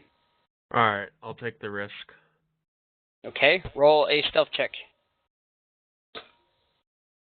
Oof, 3 plus 5, so that would be 8. Look, I might have run out. Ran out Yep. of stealth. Out of stealth. Come back tomorrow. And with that, you get up on your toes and start to tiptoe around the crate and try and move to another one that would put you adjacent to him. Oh my god.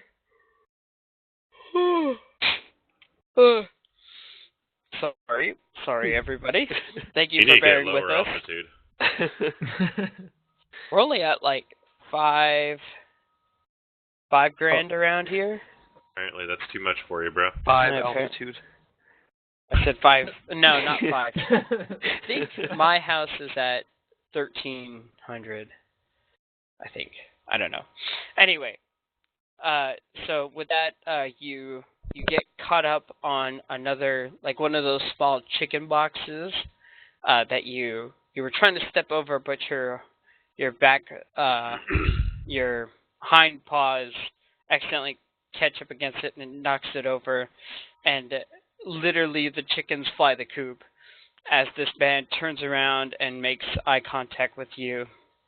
And he's startled at first and he reaches into his coat for something, but as he sees who it is, you see his hand relax, let go of whatever lie within his coat, and return to his side as a small smile returns on his face.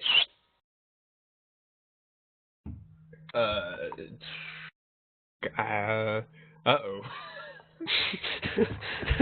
You know, Missy, I had the sneaking suspicion that you might follow me here. You did have a suspicious kind of attitude when you walked in. I was curious. I've been told that before. But I know the type, and I can tell. You got it. So, let's skip all the baloney, and why don't I give you a proposition? You have 2 choices here, Putty Cat.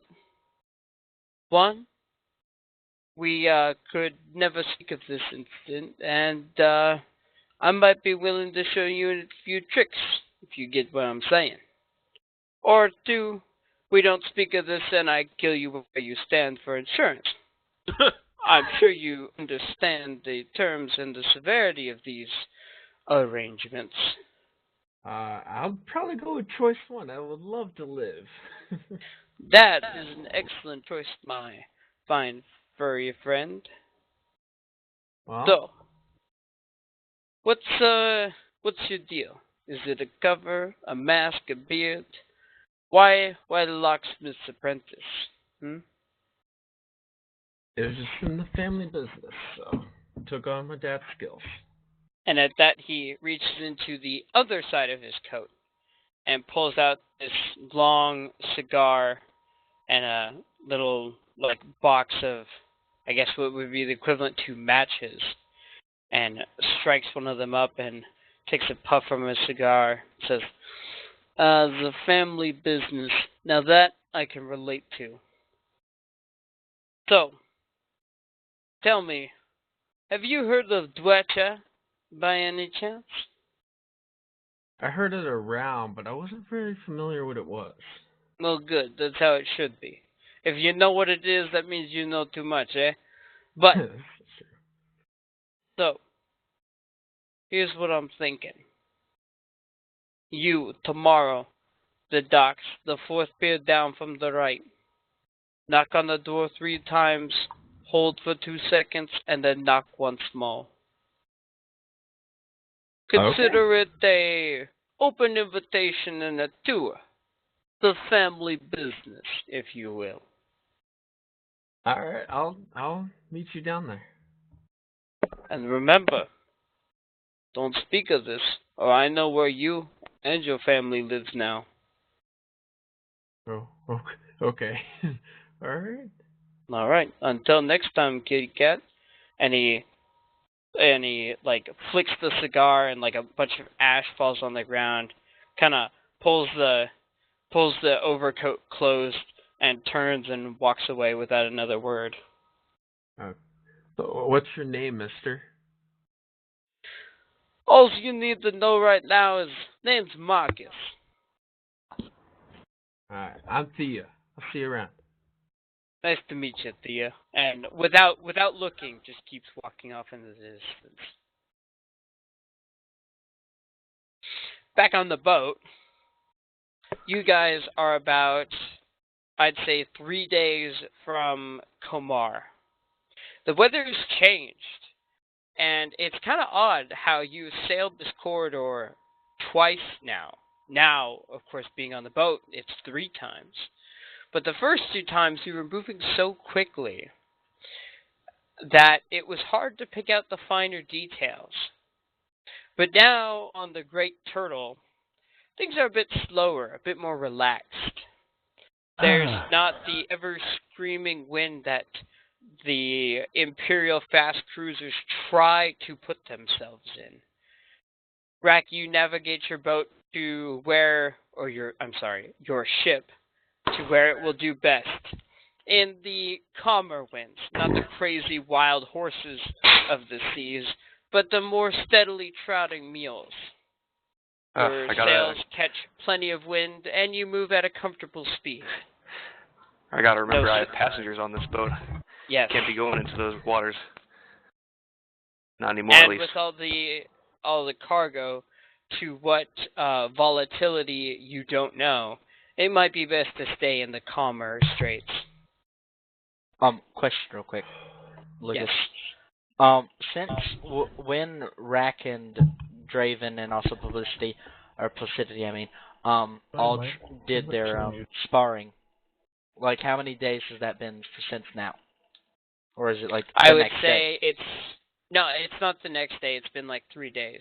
Okay, in every single one of those days, every morning after the sparring inspired me again to go back and every morning wake up at 4 o'clock and then train until 6 and then meditate on the deck with and like talking to my pact. Like just talking to it, and even if it doesn't sword talk in back, one hand, stone in the other. Yeah. All right. Do I notice this? Like, do I hear him training, or I do it on the main deck. It doesn't could I be awake? Kind of like in the morning. That's crazy. I would say so. Sure. Yeah. I mean, it's not a very big boat, so. Yeah. Excuse me. Let me describe myself because I wear different clothes when I'm training. Instead of wearing like my leather armor and stuff like that, and my shield, basically what I wear is my hair more tightly wrapped and more kind of like a bun, but almost not a bun at the same time. And it's a sloppy bun. Yes. No. It's very tight. It's not very sloppy. Because I don't want it falling down. And in doing so, I wear like a regular T-shirt, and I wear like almost like work pants, like kind of like blue jeans, but like they're tan. And the T-shirt I think is gray. Of course, the medieval equivalent to blue jeans, so just pants. Yeah. Say, John, what's that stone you got there? Oh, I've never seen anything quite like that. You're talking to me when I'm meditating, right? Yeah. I'm just kind of like keeping keeping track of where the ship's going. Okay, like I'm kind of like sitting there, and then I look at, then like I kind of get startled, kind of just like, I'm like, and then I say, it's you. I'm just attuning myself to my sword, essentially. And the stone, I got this back when I was a kid.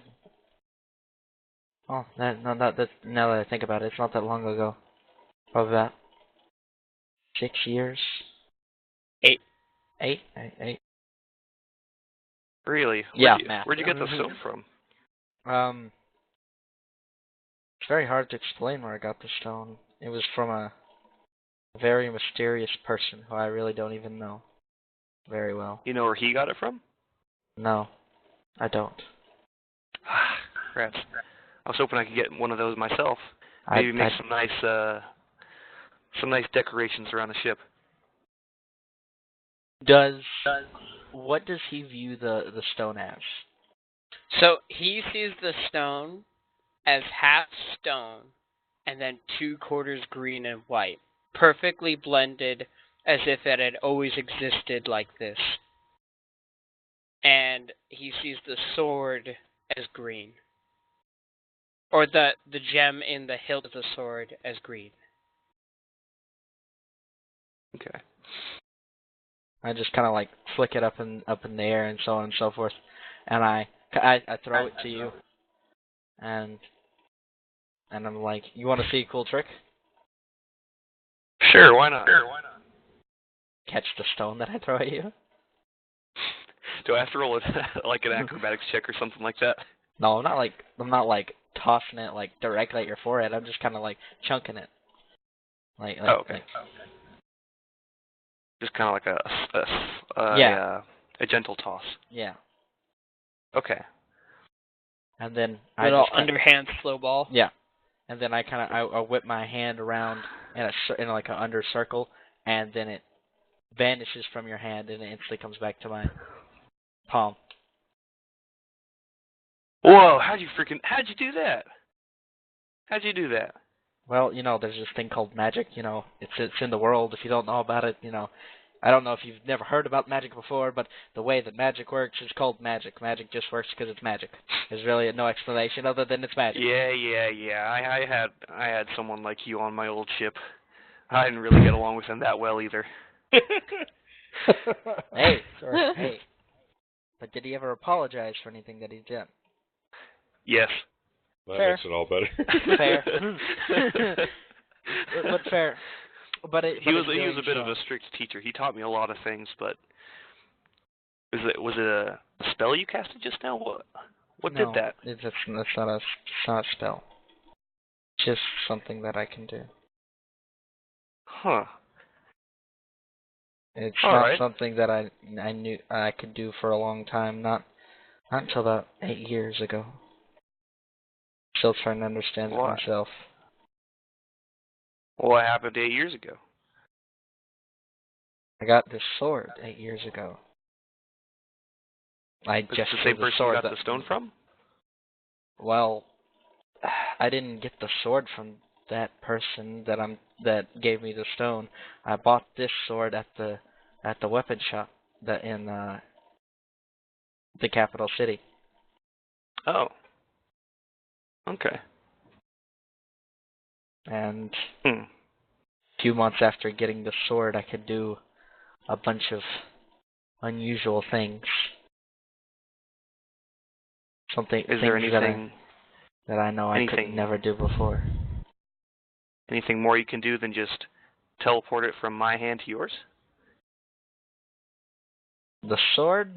Other than, I'm going to assume you may have seen this or may not, and I kind of like take the sword up by the handle, and I like reach out and I place it in like another dimension, and I let go of it and pull my hand back out like it was never there. I thought I saw something weird, something you did earlier whenever we were going to the Emperor's palace. What is that? I really can't explain either. It's like another dimension or something like that I can just summon on a whim. It's like think of it like a sheath for my sword. That's the only thing I can view it as. That's interesting. Could you put other things in the dimension? I don't think. I've never tried, but I don't think so. It's hard to explain. It's not. It's magic. Yeah. Magic, man. Well, I kind of look back at the sea, and just kind of I don't make eye contact anymore. I keep my eyes on the sea to make sure I know where I'm going. I just say, "Well, you're a strange man, John, but I think I made the right choice letting you on this boat." Well, I thank you, Sirac. You're just saying that because of the alcohol.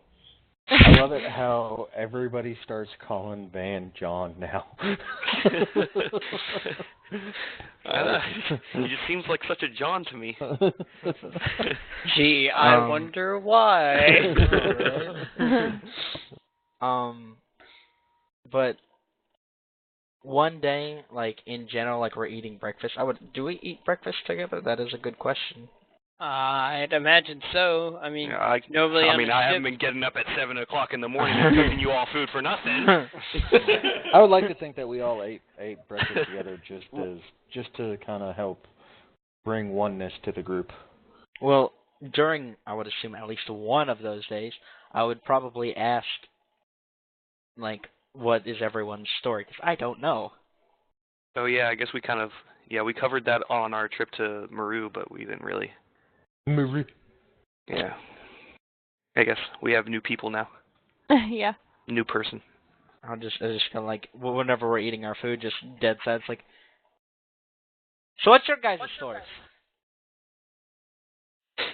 Bring balance and peace to the world. I go back to eating my cereal. Do you want like everybody's like full on backstory a general summary, a very quick summary, like something like you can say in a couple sentences. 407 years ago. When I was the king of the forest. Yes. Yep. Roof. You know who doesn't have curse? You could say that again.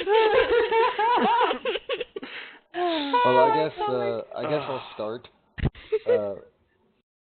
I'm from a village that's not on this plane called Vegeta. My tribes, I went off on a routine task for my tribe, and whenever I came back, my tribe was wiped out completely. Stumbled through a doorway and ended up on this plane near Zola Twilight, working with some dwarves. Had some good friends there, but I left above to table. adventure. I thought of your guys' name. Okay. Valor Verb. Oh, sorry. This is for Draven. The dwarf that took you in, his name was Jiv. His name was Jiv. Give. Like Schiff, but Jiv. I'm gonna write that in my notes. Or how do you spell that?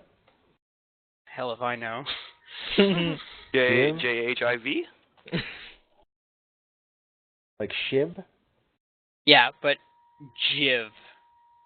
I wonder how he's going to mispronounce this one. Well, it all depends on how good of a friends we were. Guys. Jiffy? Well, yeah, with my mentor Shiv, or Shiv, Yeah, as I like to call him. Well, I'm gonna call him Shiv. Sure. You do that.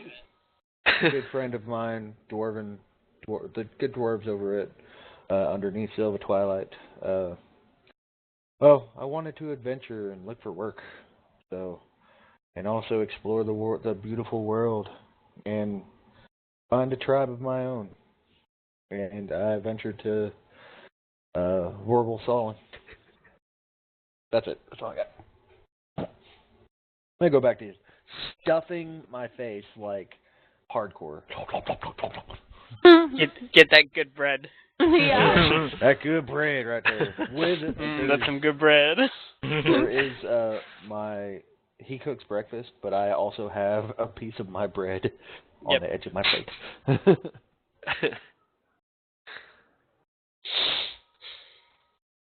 I look to the next person down the line, whoever it is. Probably Rack now, just like. So what about you, Mr. Rack Razors? Hell, Rack Wraith Razor. It's okay, everyone gets it wrong. But, He well, prefers the name Crocodile. okay. No more cereal for you. Alright. So, thing is, I don't really remember a whole lot other than all of a sudden I was great friends with this great man. Oh, I could be here all day telling you about him. But my parents died when I was little. I barely remember it. And the only other person I met after them was him. He took me in, he trained me in the ways of the ship. And then after we had been on plenty of adventures together, he dropped me off back in Illyrica and told me to go find him. And so I made this ship that you guys are all in. See, I made all this by myself. And I've yet to find him, but that's my goal. I need to find him and hopefully make a hardy crew of myself so I can introduce him. I just nod my head. I go back to just serving food. Then I look to Laura. Well, I'm a ranger that originally came from blah blah blah. Okay, here you go.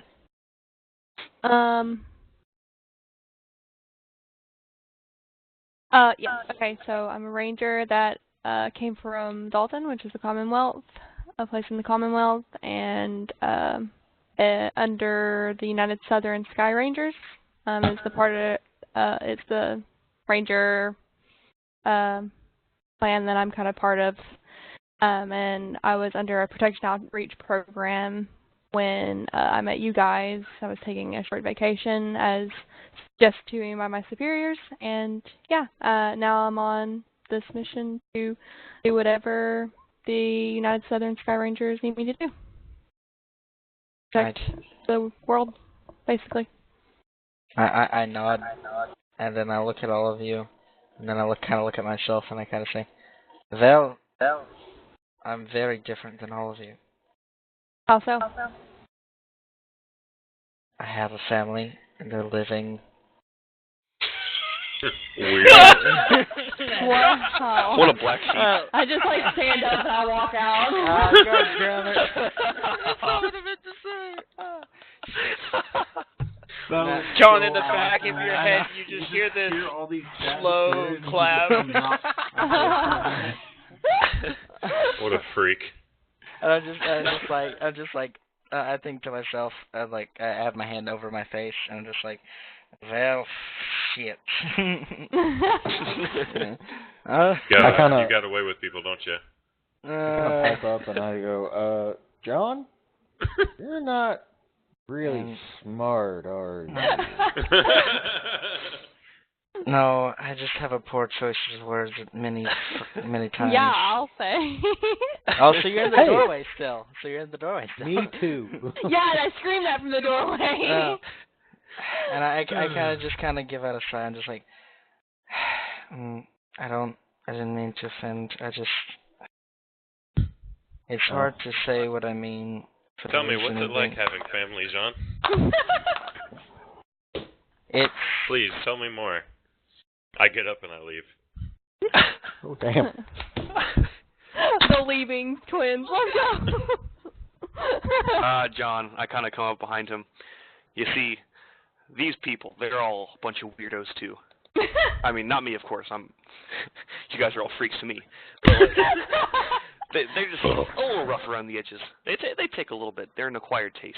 You just gotta, you really gotta think about these things before you speak.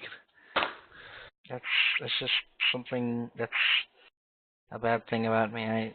I look at the situation around me and I just say what almost the first thing that comes to my mind. And I have a very poor choice of words, which is why I put on the masks a lot.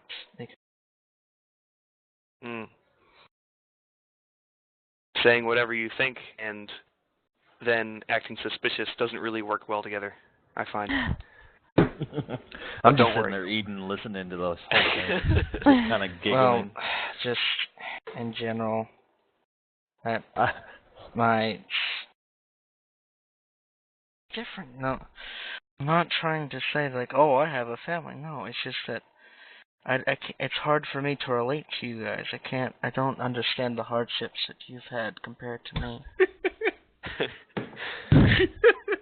That might also be why we don't seem to get along. We're all a bunch of weirdos, and you might be the only normal one among us. Well, I hope one day we can find something that hopefully understand. I got bread in my mouth. I look up and I put my hand on my head in my temple area, and I put my hand out in front of me.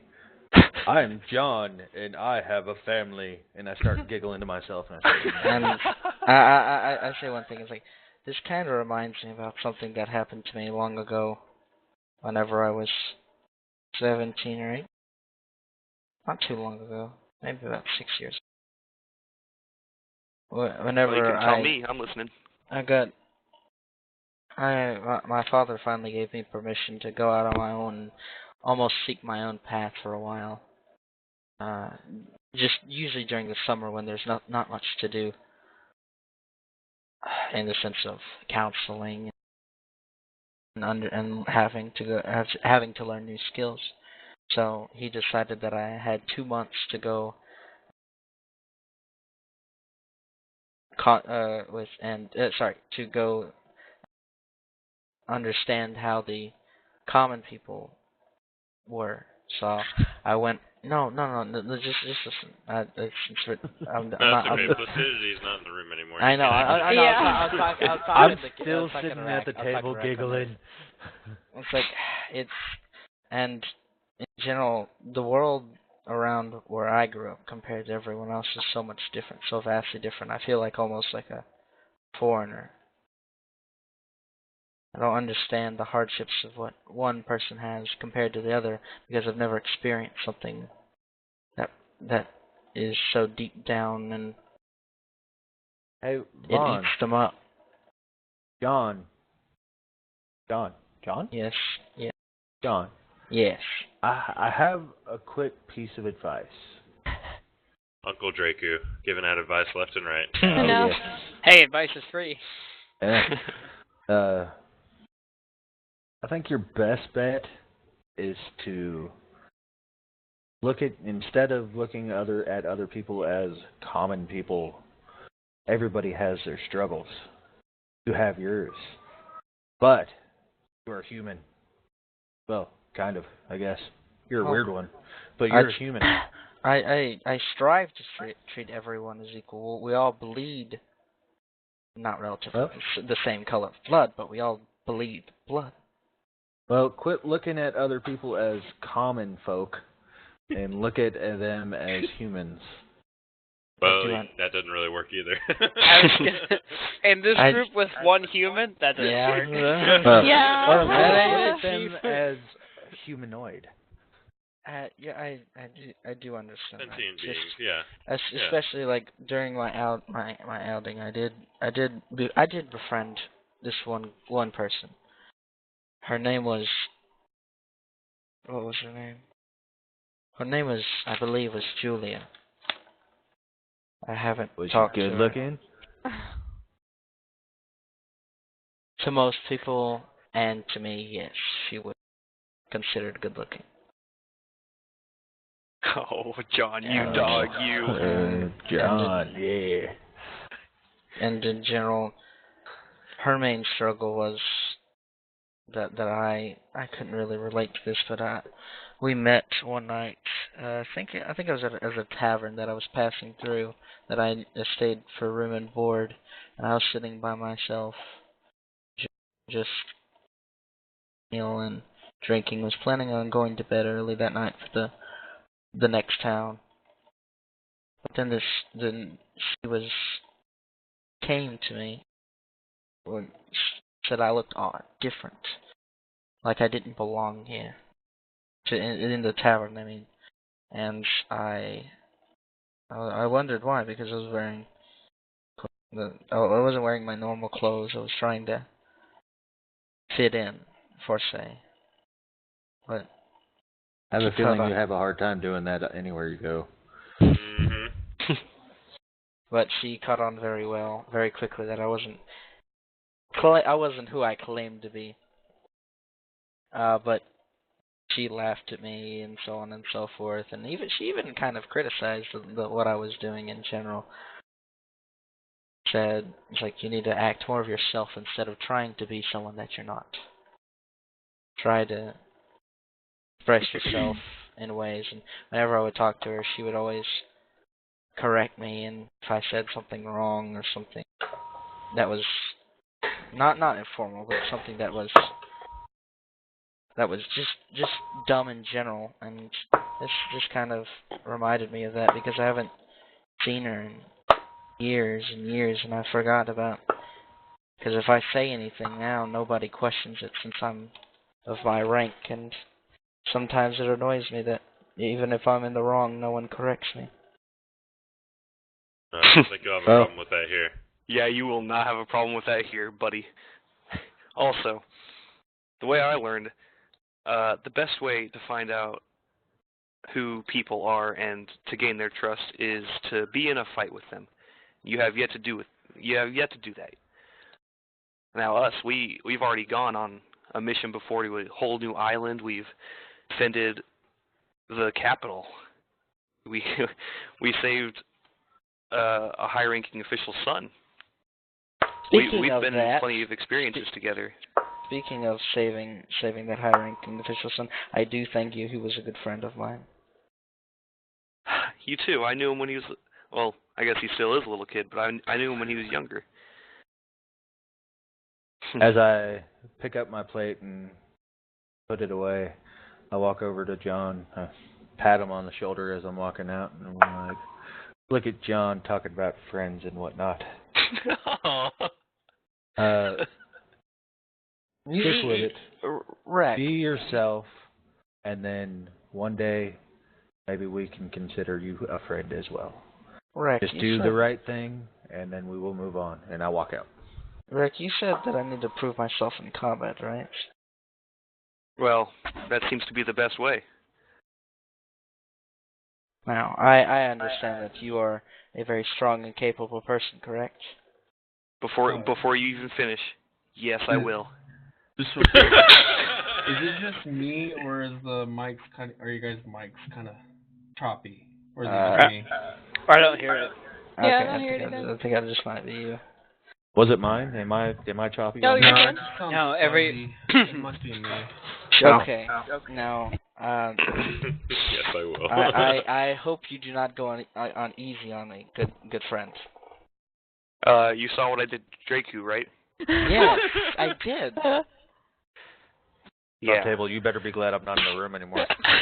Yeah, for real. Of course, I'm not speaking ill. More like encouraging your status and power. You're a worthy opponent. But you did want to spar whenever I first met you.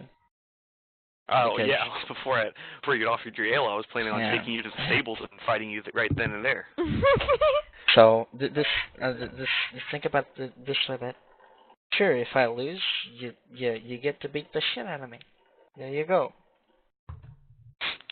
Well, I don't know. You've grown on me. I've met plenty of people in my travels, and although you do seem a bit rough around the edges, and a bit untrustworthy. More Fair. you're untrustworthy of other people. Yeah. You still got some. You've got plenty of honesty. Goes You around, seem kind of comes around. untrustworthy and kind of a jerk, and I don't really like you, but you seem honest enough. That's like a movie quote that's like that. He's like, well, let's go. Let's go. Let's take a top deck. Before I do that, I go get A, my shield, and B, put on my leather armor. Oh dang, Real we're quick. fighting. Okay. Oh, crap, another I'm fight. gonna go to my Well, captain's hey, quarters and I'm grab gonna- my stuff.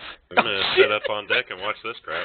Jeez. Okay. Because I haven't seen this guy in a fight at all yet, so. I'm gonna go goodness. sit next to Diana and watch. Yeah. So far, Draku seems to be, getting caught up on John, and I'm being a bit friendly, but everyone else seems a bit like full of his crap. So this is, I think it'd be good for him to fight me or Draku. So. Well, let's do this. I come out of the Be right back. like what is it, like the galley? Is that what it is? I'll be Is that back what they too. call the It would ship? be the below deck. There, Oh, well. his ship does have it does have oh shoot, the best way. It doesn't have a forecastle, but it does have the aft castle, where there's like the tiller, the wheel, and essentially the poop deck in the back. And then Yeah. under that would be the captain's cabin, and then under that there is the below deck, and then under that is the bilge where all the storage is. Oh, okay. Mm-hmm. Well, I come out of my quarters like with I got my So essentially, my you nobles. ascend the central stairway up onto the main deck. Okay, well, first I need to know. I've never used icons in Roll20, so I'm gonna maybe need you to explain that one for me. It's really simple. You click, drag, and drop once I Okay. give you command over it. This is the first time they're actually gonna see my icon. Huh. It works.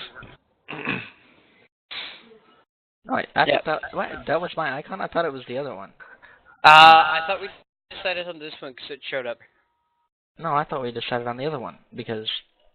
Oh, you mean the colored one? You mean Yeah. this guy right here? Okay, Ah. we'll go with that.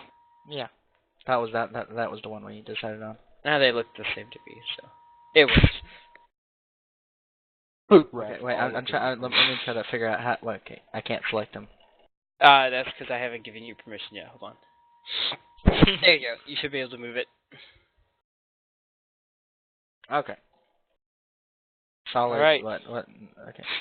Round Solid. There we 3. Round 3. Fight. Wait. Alright, I actually have my stuff on now. Are we gonna dictate? Are we gonna dictate how far we are? Are we gonna start off, or? We're 5 What feet do you mean? apart. Yeah, it was about the same as Well, I'll before. let you guys decide. Actually, no, I will. Yeah, you back up. That would give us 10 feet because I have long weapons. Well, wait, 1, 2, 3. Back up and give me advantage. Okay, how about a solid there? How about a solid there? That sounds good. Yeah, that looks good. Let's roll some frickin' initiative. Oh yeah. I'm sorry, Lucas. I'm sure you had a whole story planned out and everything. We're gonna No, go no. down. Hey, you know what's nice about D&D? The story will come. Oh, We can come just on, drag it baby. out of No. Oh yeah, baby. 14 Back. out of 7. Let's go. One quick pause. Rack, you would know this because you would have tried it.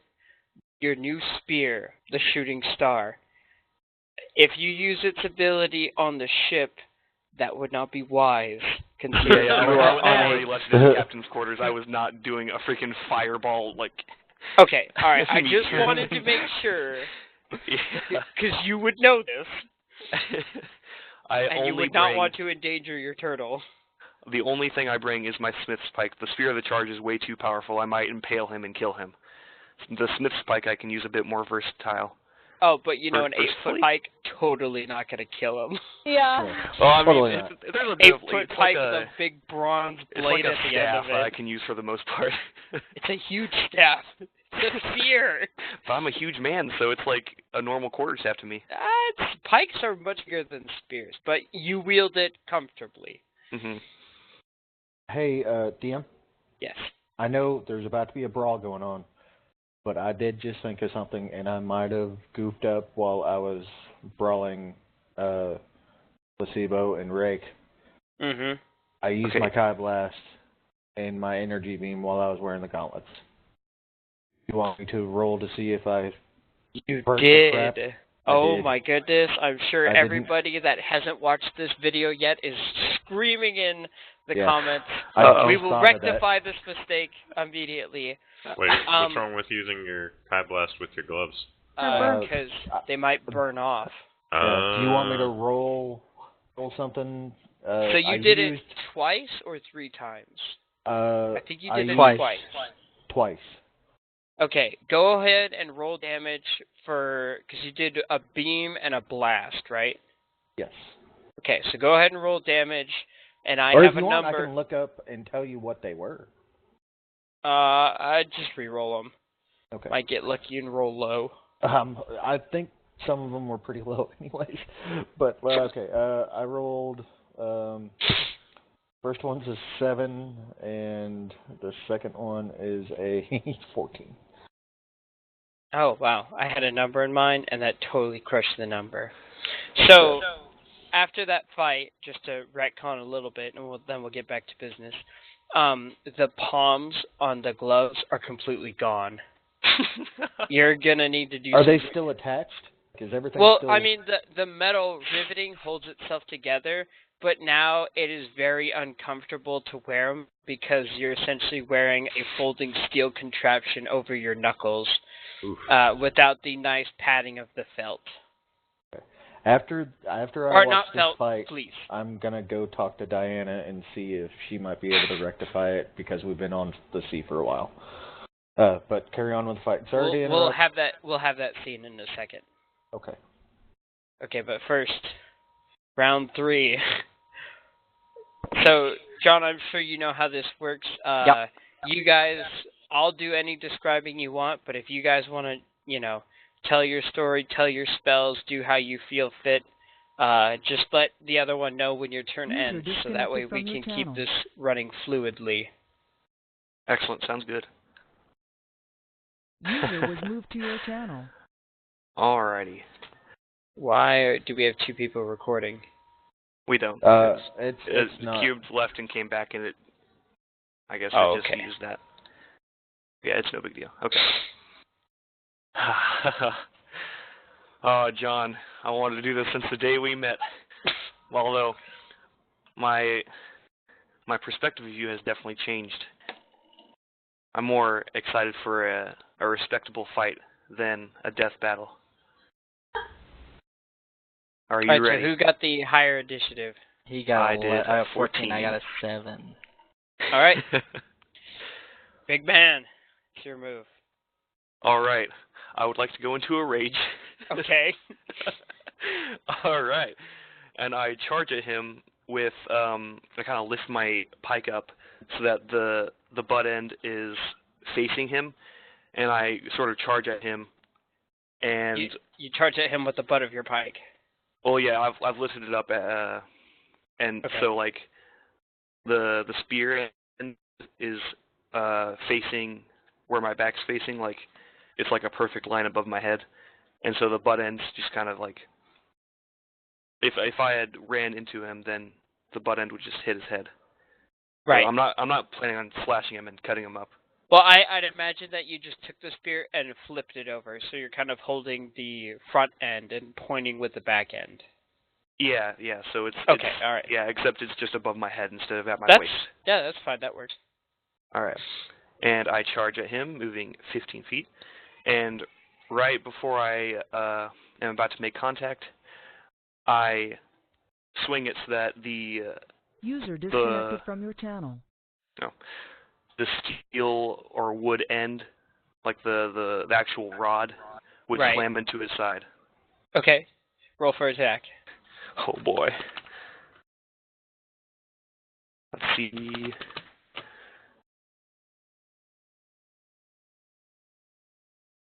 That 23, does that definitely hit? hits. It has to hit. Alrighty. User was moved to your channel. It's a good thing that you, well, I can't hear. Oh. Anyways. I can't hear anything. See, that would be 1d4 plus 2. Ah, I can hear again. Solid. All right. Hit. Solid hit. 14. Holy That's still doing that. Solid hit. Solid hit. All right, so I come charging at you, and I just swing the wooden rod to your side. What do you do? Gotta just like hold it like when you hit it there. It's like cool.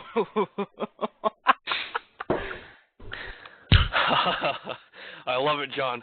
Come at me.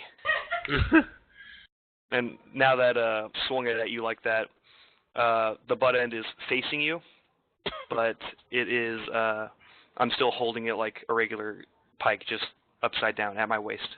Okay, with my sword. Yeah, I kind of drop my sword in my hand on the ground, and I reach back in my pouch, my impossible bag, that's what it's called, and pull out a feather. Feather? Yes, a feather. And What are you gonna do with that feather?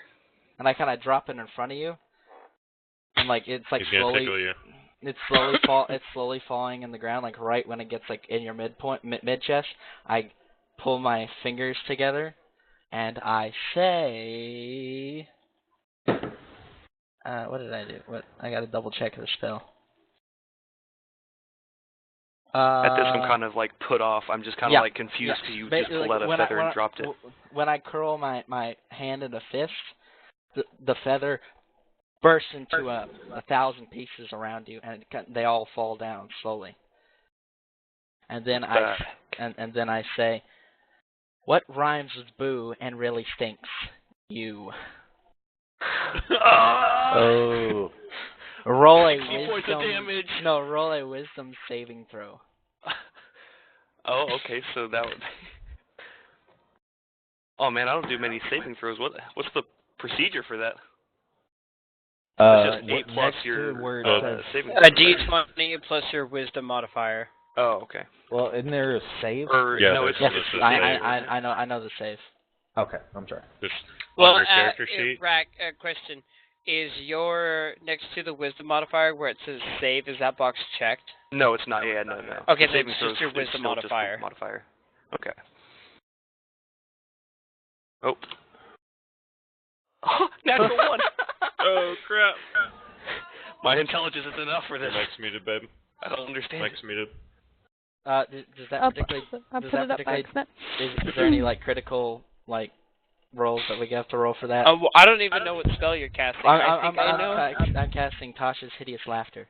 No, he's under the effect Yeah. then. You now fall prone, and you're incapacitated and unable to stand up. Well, you can become incapacitated during a Well, rage? you're incapacitated because you're howling with laughter. Yeah, you're dying of laughter right now. No, I wonder if that puts me out of my rage. Yes. Is that a charm effect? Bull crap. Oh, it is a charm effect. No, I don't have that yet. It's an enchantment. I don't have mindless rage yet. Oh, it's an enchantment. Okay. Yeah, it's an enchantment. It's not a charm. Mindless rage. Yeah, then, 6 levels, that doesn't work. And basically, It's like the OG rage. At the end of each of your turn, you make a wisdom saving throw. Bull crap. Or unless you take damage. And I kind of look at you, and I kind of wave over you, and then I pick up my sword and walk away from you. I walk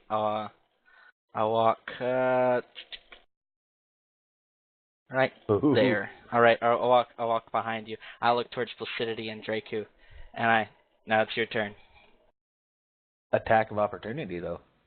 I don't think he gets one. Yeah. Incapacitated. He's on so the ground. Go ahead and make a wisdom saving throw. Me? Yes, you. Again. Again. Try and... All right. Nope. Hasn't passed it. What's your spell DC, John? It's 14. Okay. Oh crap. What are you doing for the next 6 seconds? 6 seconds. I'm about to do Oh, my your turn. next turn. Yeah. Oh. I now look at Placidia and them, and I kind of give them a wink, and then now I go back to looking at Wrath, and then Were you now trying to seduce me or something? no, and then with my sword I put it in my hand with a shield, and I reach back in the apostle bag and I pull out a cut finger, like a cut off finger, like a severed finger. Oh my gosh. What the crap is wrong with this guy? And I look to Rack, and I say, and then when I'm saying, I say, Poco Diego siete veres prese moranto ego siete. And then as I'm saying this, the finger is slowly burning to ash, as the ash then comes from my hand and then wraps around the body of Rack, and like it kind of like a dark, demented aura. Holy what? Well, I look over at Infernal? Placebo and I'm like, this guy's super weird. Yeah. Yeah. And then now I pull out my sword, and then I point it towards you, and then I say, I'm laughing, I'm sorry. I say, Yeah? Did my mic cut out when I said that? Yeah. Yeah. Okay. Yeah, we didn't All hear we it. heard was a long, awkward pause, and then you Okay. laughed. Yeah, Okay, it's really okay. creepy. Like, I'm laughing, I'm sorry. I point my sword and said, come to me. And then, like, I kind of force my sword forward, and, like, this blast of energy that's like a dark, black, blue force pushes from my sword and is aimed at Rack. Is I'm this casting Eldritch Blast? Yeah, Eldritch Okay, Blast. roll for attack. Eldritch With Blast. disadvantage because Eldritch he Blast. is prone. Eldritch Blast. Wait, what'd you say? With disadvantage because he's prone. Yeah, that's fair. That's fair. Hey, look, man, I don't like the range I know. rules either. I don't like it either. I'm kind of liking them right now.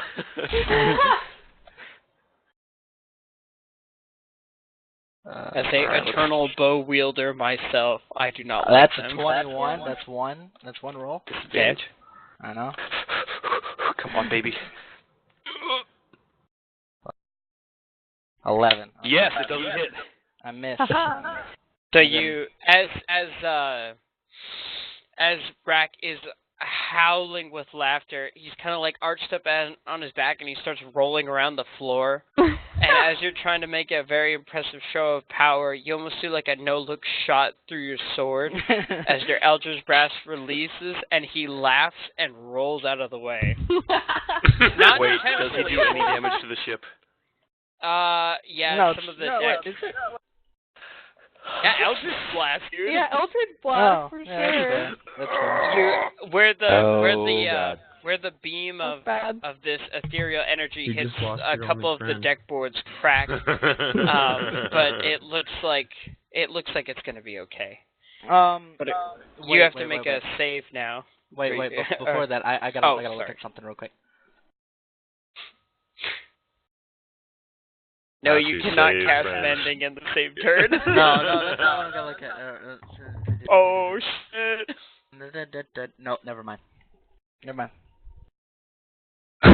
Okay. It's right. I'm good to roll. Yep. Roll to save from laughter. Negative. Now that I kind of look at it, I'm just like, and then I put my sword down again, and then like I kind of like look into my mind, and I put my essence forward towards Rek, and I'm just like, I just said, I say to him, using Mind Spike, I'm like, your ship's been broken. Yeah, roll a Wisdom saving throw. You really know how to keep your friends. Natural close. 20. Okay, Oh, no, shit. yeah, okay. That's it, yeah, Oh my gosh, that's awesome. okay, you Okay. take That's half so damage on this Half damage from what? from Mind Spike. Oh. No, he had to roll his save first. No, he hadn't rolled a save because you do the damage and then he rolls the save. He rolls a save because Mind Spike is a Wisdom save. No, that's not what I meant. So you shot him with the Eldritch Blast. No, that was no. your turn. No, I mean like that because Rack ended his turn. Yeah, I rolled again and I got He the 13. rolled again, that and ended then my Oh, back turn. to my okay, turn. okay. So you did the mind hack. I'm sorry. Yes. I didn't see the 13. continue. No. It's draining. Take what, 6 or 7? 7? No, it would be 6. Yeah. Yep, solid 6 damage because it's magic. All right. And That now was a lot you of get, emotional damage to you saying that you broke my ship. Yeah, let me look. If I remember right of the other spell, I got to go back to the other spell. I think you get advantage on this one because you took damage. I hope Or doesn't it come out of the hideous laughter because you took damage? No. Each time it takes damage, the target can make another wisdom save. So I can make If the another target wisdom now? if the target has advantage, if it's triggered by damage. Okay, so I was going to give it to you anyway, rolling the natural 20, and the thought of your ship being broken would stir you from just about anything. So Yeah. go ahead and make your save then, Rack, with advantage. Wait, Let's- come on. does the hex also do damage whenever I did that? Did you hex him? I did hex him. That was what Hmm? the finger was. I don't know for a mod spike. I think it's physical. The hex doesn't particularly say. Let me go look at it again. Because it's very broad. Magic is very broad. That's the one thing I don't like about magic. Right. Until the spell ends, you hit with an attack. It says if you hit it with an attack, it does 1d6 damage. You didn't have to roll for the mind check, did you? No. I'm gonna say it doesn't apply to stuff like that. I also get to choose one ability that Rack has disadvantage on ability checks, and for hex. Pardon me. Right, that is per hex. So I'm gonna choose I'll choose strength. What the crap? So you have disadvantage on all strength checks. Suck. Break his That's okay. head. That doesn't affect your attack or your damage though. Just ability checks. But good to know. So Just with that, okay, just ability checks. Rack, you hear this howling of laughter just fills your consciousness. Everything is funny. The sky is funny. The way the wood looks is funny. It is all hilarious. And then this voice comes into your mind that is clearly John's and says, "Your ship is damaged." And that awakens something as you feel this anger start to mix with the laughter, and it's really weird, and it's not comfortable or natural at all. And then you roll over and you lay eyes on the freshly cracked 2 deck boards that where you were just laying, that you didn't put those there. And then the clarity comes, and then the anger comes, and that is your turn. Right, he doesn't get his turn at the end of his turn? No. He just wakes up. No. If I Oh, so remember he gets right. his turn? No, he just no. I think he. Well, yeah, once he makes His action is to wake up. Yeah, Okay, got it. and then Alright. but his action is to wake up. He can get up if he wants to. Okay, yeah, you can stand up and you have a bonus action. Okay, I stand up and then I have a bonus action on top of that. Yes. I would like to go into a rage. You do that. Yeah. That's appropriate. I kind of see you now getting serious about this. Like I smile, and then I take my sword again. And I point it at you. And I say, "Come to me." Boom. I'm gonna roll damage. Not damage. I mean, I don't know. With I said Patrick that. Draku. Sorry. Well, it was nice knowing John, I guess. Yeah. Does a 23 hit? Yes. Yes, it does. Okay, in doing so, you take /R 20. I look it over at Placebo and I'm like, this isn't even a good sportsmanship type fight. This is just him being mean to Ray. How is that Yeah. going to help him I have no idea. gain friends? That's 13 force damage.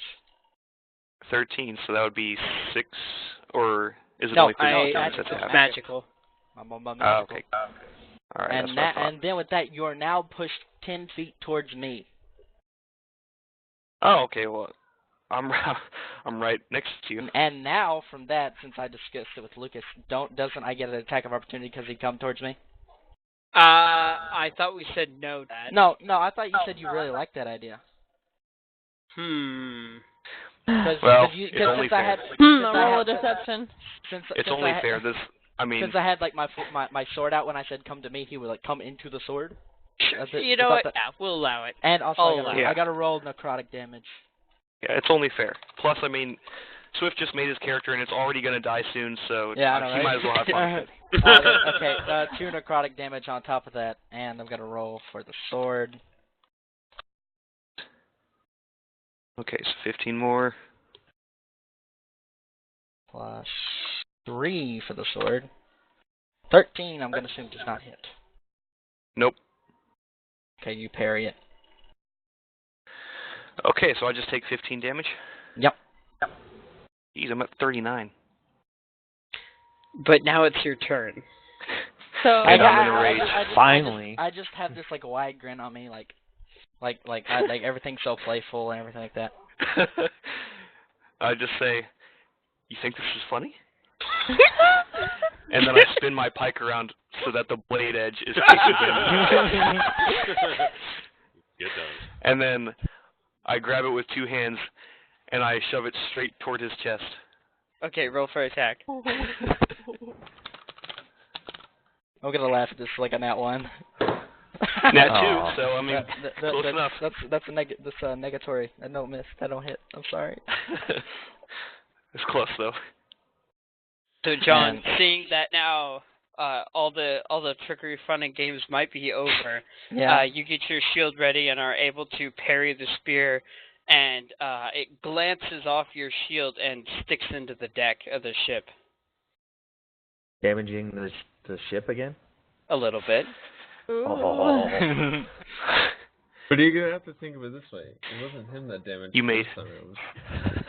It was Captain that damaged it. I kind of look at the board that he broke, and I'm just like, you know, you really care about your ship. You're like kind of like breaking it apart right now. Like, are you sure? Oh, okay. Oh my gosh. I lean over to Placido, Oh my freaking gosh. and I'm like, he is so just not making friends, is he? Um, And No. then And now, and at that, Diana leads to this conversation, and she says, "I know I've been called socially awkward in the past, but that's not how you do it." That's extreme. but anyways, we're gonna roll to attack again. There's a 21 hit. Yes, it does. Is this an Eldritch Blast? No, this is sword. A Okay. magical sword, might I add. So it's still halved because it's a sword, so it's But I thought physical, it, right? because the way the book is written, that even it's supposed to be magical to negate resistances. Oh crap! Oh, then Okay. it negates resistances. Well, Like don't have a yeah, resistance it's to magical swords, for so it purposes wouldn't matter to anyway. to go over. Well, I mean, damage resistances. the rage would count as a resistance, wouldn't it? I would Your say resistance that It half is. the damage. It is. But I would say because probably- it's magic, your rage does not resist magic damage. So even though it's slashing and bludgeoning, which you resist, you don't because it's magical. Yeah. And Stupid 7 technicalities. and I'm sorry, man. And you take a 7 plus 5. Jeez. All right, 27. DM, I have just a quick question. Sure. Wouldn't the slash of the sword be cut in half, but the magical damage that it does be straight? Well, through his class, the sword is magical. Okay. I was just wondering. No, Okay. it's a perfectly like if he was a normal person who had hex and a regular old longsword, then yes, the hex wouldn't be halved, but the sword would be. But But Okay. as I do this, like, and I'm attacking you, and then I like message in your mind. It's like I message in your mind directly towards you, even though you're in a rage. And said, Rack, remember, even though I know that you're mad at me in doing this, the only reason I do this is to make my enemies not seem to think clearly. And in doing that, that's a vulnerability of all enemies, even sparring partners. The way to become stronger when facing someone that you hate or utterly despise is to keep a calm and cool mind. So I'm just going to destroy your ship for you. I don't hear him over my own voice screaming Yeah, that my ship's been broken. To accurately describe the sound that is being emitted within Rack's brain, it sounds like the color red. Well, no, like, I don't hear it. Red. I don't hear it. I just like saying. No, you don't hear it, but you don't hear it. That's what Rack's hearing, though. Yeah, you know what you said was delivered. You don't know if it was heard. It may have gone into my head, but that doesn't mean that I took it. It's still in the mailbox. As a bonus action, I kind of like stop for a second, and I kind of look at Rack and I see how mad he is. I take my sword, I sheath it, and I put the shield back over my back, and I actually hold my arms out for him to hit me. I kind of call out above all the ruckus. John, you might want to take that shield back out. I'm going into a reckless and I'm attack. Oh shit! Let it happen. Do it. Okay, 22. 22 right. definitely hits. So yeah. All right. Man.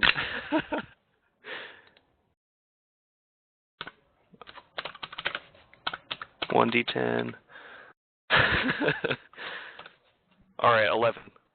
11 damage. And I can't hear you over like the blood and fire that's just spewing in my brain, and I grip my pike as hard as I can, and I just shove it forward. Okay. I make contact, but out of my inability to focus, I sort of just jam it into like your shoulder, and just kind of. So there's a big like wedge taken out of your flesh there, but it's not enough to like kill you. It's not. I didn't kill you with it. Yeah, there's a pretty good gouge in your shoulder. Like, is One it still bone broken in for there? every splinter of wood. Is it still in there? Is what I'm asking. Is like, I'd imagine that he jabbed and pulled back, unless he stated otherwise. Well, reckless attack. Okay, so let's say I shoved it through, like just straight through the flesh, but it took so much strength that I kind of leaned into it, and so now I'm kind of at his side. I'm like to his right. Right. Okay. And now he has advantage. Yes. And he's also achieved twice sneeze status. Heyo! All right, and that ends my turn. Okay. All right, John. You're I'm thinking. shish kebabbed.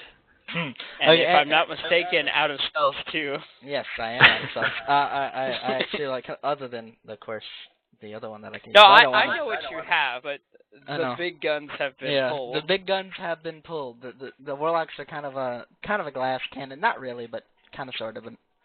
I look at Rack. I'm just like, what would be the best course of action to do right now? Like, I'm thinking in my mind, and then I look to Rack, and I see that he's like beside me. And in the sense of that, I'm just like, I still don't have any of my weapons or anything like that, and I take my arm that's with the spear or the spear through it or javelin, whatever you want to call it, and with my left arm, I'm gonna presume, and my right arm, and kind of like bring Rack, like, even like, is he like hunkered down a little bit, or is he still like standing tall? I'm not standing tall. I'm leaning forward on like one leg because I kind of gave off balance because I had to push through. Okay, so in doing so, whenever you're leaning like that, I'm going to move myself in the way that I can, like, kind of actually give you a hug, okay? I give you a hug, and then I say in your mind, and while also talking to you, at the same time, it's like, Rack, it will be alright. I will fix your ship. I'm gonna roll persuasion. Roll with disadvantage. Oh, I thought I would try to get advantage on that one. Damn it. No. No. No. Well, I no will way. fix it. Like I will do everything. You're I like can. saying one thing and doing the complete opposite. Yeah. You think yeah. Rack would trust you to fix his ship? Anyone but himself? Honestly, no, yeah. Anyways, that was Bit my of a sore spot. persuasion. Oh, I got some good ass persuasion, to be honest. You guys can see my profile picture on Okay. Roll20. That's an accurate representation of what I look like. Yeah. Oh, What? Oh, 214. Wow. I'm seen that. Sure, DM. What do you dictate? Rack, you hear what he says, but you know, what does that mean? You know, why now, and why after all this damage? You are not persuaded by what he said. Okay, well, I would say that the DC would probably be pretty high on that. yeah, that's fair. But can I roll grapple Cool. since I have them like this? You can try, sure. It's an opposed. Oh, well, fair enough. It's an opposed strength or athletics. I think it would be strength, would it? Just straight up. Yeah, just straight up strength. And Okay, do yeah. I have to like the way I forget? I don't do grapples that often. Does he contest it or what? Yeah, it's a contested roll. So doesn't he have disadvantage on it because of He would the hex? because of the hex. Yep. So both of you roll a strength check. Rack roll twice, take the lower of the two, but still add your. Is it a save or just a check? It's not a save, it's a check. Just check. Okay. Okay, Straight good up stuff. strength check. RGN Jesus. Let's see. Oh, I rolled a Oh. nat 20 the That's first roll, so oh, you're dang lucky. The other roll I had was a 3. Wow. Oh, that's sweet. Wow, so 2 20s. 24 wins out, though. Well, but no, but yeah, it's but disadvantage. Oh, disadvantage. Yeah, no. If I had not had disadvantage, oh my goodness, I would have thrown him off my ship. 5, Rick is now grappled. Lucky So, hexes.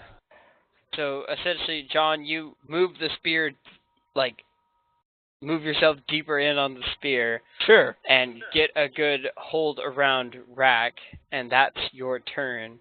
Got like this death grip going on right now. So Rack, you could still attack. You're probably not gonna be able to use your pike, but you could still make melee attacks. And if I'm not mistaken, at advantage. No, he can no, still if they're attack. grappled, I thought it was disadvantaged. Well, that's if you're doing it. He's using it with disadvantage. Does that make sense? Wait, can you repeat that? So you're grappling him, and if you wanted to, he's not gonna be able to attack you with this pike, mainly because it's in you. And but if he wants to try and like punch you in the face, he can absolutely do that. But it would be with disadvantage because he's grappled. I do have a quick question. Yes. Because, just by sitting on the sidewalk, because old John shoved himself further on Rick's pike while trying to grapple him, would he take damage to that? Oh, that's actually a good point. Yeah, what does your pike normally do? It does 1d10 of damage. Okay. Roll a d6. I'm a dancing here. I'm a dancing. All right. I'm sorry, John. Actually, I can just do I this. know, it's Little fair. icon. It's all fair. 5. When you move forward, you take 5 points of damage. I have Yikes. 1 health point left. 1. Wow, that was. This is a death grip right now. Like, if I lose this grip, it's over. Alright, and it's Rack's turn. So if you want to attack, roll with disadvantage, and it would be unarmed. So the pike is in him. What Yes. position are you in, John? I He's kind of like got up on you. Yeah, I'm up on you. I kind of got my right arm around your neck, like around your neck and your head, and the other side on under your left arm, and kind of like in like a death grip around you. Body Like kind slamming.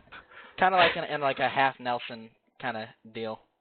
So Almost that suplex. Completely A free. reverse half Nelson. Yeah, you read my mind. I kind of wave my arms around trying to navigate where I'm going, and then I just instinctively think to fall on my back, so I jump up and fall on my back. Suplex Essentially crushing him with Yes, 325 I pounds of rack wraith razor. Yes. Roll twice. Take the lower of the two. I want this to work so Well, bad. We'll call That'd this be is an unarmed D4, strike. wouldn't it? This is an unarmed strike, but we'll flavor it as the finisher suplex. Please. D4 I with want advantage, this you to- No, a D4 with D20. D20 plus your strength. Oh, dang, okay. It's an unarmed strike. Gotcha, So gotcha, is gotcha. this With mean, the disadvantage. John's gonna die? We'll see. Oh. Alright, 14 and 22. Okay. Does a now, 14 hit John? What does matching do? Matching is a yes or no? Beats. Meets beats. Meets beats. Yep. Okay. Ooh. So- Meets Go ahead beats. and describe I want describe to. your suplex city. Yes, let's go. Well, honestly, it's not really all that extravagant. I realize I have this thing on my back, and John's gone, so I just jump as How high high as I can you can. All the strength in my legs, I just jump and then fall right onto my back, Oh, squished. just complete flat onto my back. So John, you feel as this big mountain of an individual worms around your hug, and you find two arms clasped at your torso underneath the spear, and all of a sudden this lifting force that jars the spear and binds it further inside of you. That alone might have knocked you unconscious, but fortunately or unfortunately, you get to stay awake as the world suddenly gets a little further beneath you than you remember it. As the next thing you know, you're going head first, barreling down into the deck of this ship. Whenever I notice like I'm going up and over, I kind of just you mutter under my breath, "Scheisse." Wait, what's that mean? Shit. It's German. Oh. Go ahead and roll damage. All right. Does it really matter damage? Sure, we Well, want he to could see how kill high. you if he doubles your For hit flavor. points. I'm still in a You rage, can't double so my hit points. It's 29. I really hope don't do that. I'll bet. You go max unconscious as damage. your head slams against the deck of the ship. And with I the look over- pike still in him, it would be behind him. So if I fell, it kind of like wiggles out of his body as I jump up, and then it just kind of like lays down beside us as I land on top of him. But he is unconscious and bleeding profusely now. Yeah. I run over to Ray, and I'm like, whoa, buddy, look at me, buddy. Hey, focus on me. Come on, big guy. Come on, big turtle. It's your buddy. I'm the black turtle, or the red turtle, or whatever. John, color I turtle would like call you to me. make a death saving throw, please. Oh my Sure. Please don't roll a deserve it. natural one. I deserve it. Nope, I fail. That's a fail. This one That's fail. a fail. You guys Bye, can all John. do something. Oh, I have healing hands. Or I cure wounds. Oh my gosh. Should I use it? You know. Oh gosh. That Everybody's is like, a oh question. golly gee, using Oh, golly spells gee. is so exhausting. Okay, I'll use cure I don't know. We wounds. might need to save that for something later. Yeah, it might be more important. Wait, I Okay, do I'll watch go use the cure rest of the wounds. group, and I'm like, let's this see. is the king's guy. We have to kind of help the king's guy out. I'm messing. Well, I know not to get on your guys' bad side. Well, if he Okay, I hasn't think I'm damaged ready the to ship modify. and then rubbed it in his face, Okay. he might not have gotten 20. hurt so Oh. much. Yeah. Man. Okay, I'll do the cure wounds. Give me a second. Swift, I promise, nothing in this battle. I do not mean anything against you or Yeah, your I know. character. I know. I'm Hey, a little plus- angry. I know. It's fine. I'm just rolling. where I'm is just rolling it? with the flow of how he battles. Okay, 1d8 plus. John deserves it. This requires character growth. Yeah, and While nothing this- grows character better than the stick. Getting the Okay. shit beat out of him. Okay, it says for the cure wounds it's plus the spellcasting modifier, which is my wisdom, just the wisdom modifier, right? Okay, just want to make sure. Okay, so I go over there and put my hands on him, and I do my little song thing, and then that's how much he gets healed. I get healed exactly back up to 1 hit point. Oh, nice. No, Well, there's no well, negative in 5th yeah. edition. So Well, you're, I'm just you're saying, plus like, 6. Yeah. Oh, plus 6. I'm Oh. just like, I'm alive. What? Wait, there's no negative You're hit welcome, points by in the Fist? way. No, there's essentially once you hit 0, you start making death saving throws. The only Yeah. way you can outright die is if whatever damage you drops you to 0 and then maxes your hit points. So if you have hit 50 hit points and you take 100 points of damage, you would be dead outright. So how many death saving throws do you get before you 3. die? You have to succeed 3 or fail 3. But if you roll a natural 1, you fail fail It's like a 2. 50-50. And You if you fail roll a natural 2. 20, you succeed 2. If you Oh. take damage while you're unconscious, you automatically Auto fail crit. 2. Ooh. Oh, you That's fail an 2 auto if you crit. take damage? Yep, Yeah. you fail 2 if you take any damage. And I Good thought thing we it was didn't fall also, on him trying I to thought get it him. Yeah, also I if know. you Me if you- running over there. if you roll a 20 and don't you successfully do it and regain 1 hit point? Yes, you become stable and you gain 1 hit point. Nice. But Yes. while John is getting healed, I'm calming down Rake and let's go grab a beer, dude. Let's go grab a beer. You think he's gonna be able to relax and grab a beer while his ship is torn and I tattered? like to imagine this like he's literally breathing like frost out of his nostrils, Yeah. and Draku's like on the deck like, see, look, it'll buff out and like make it worse.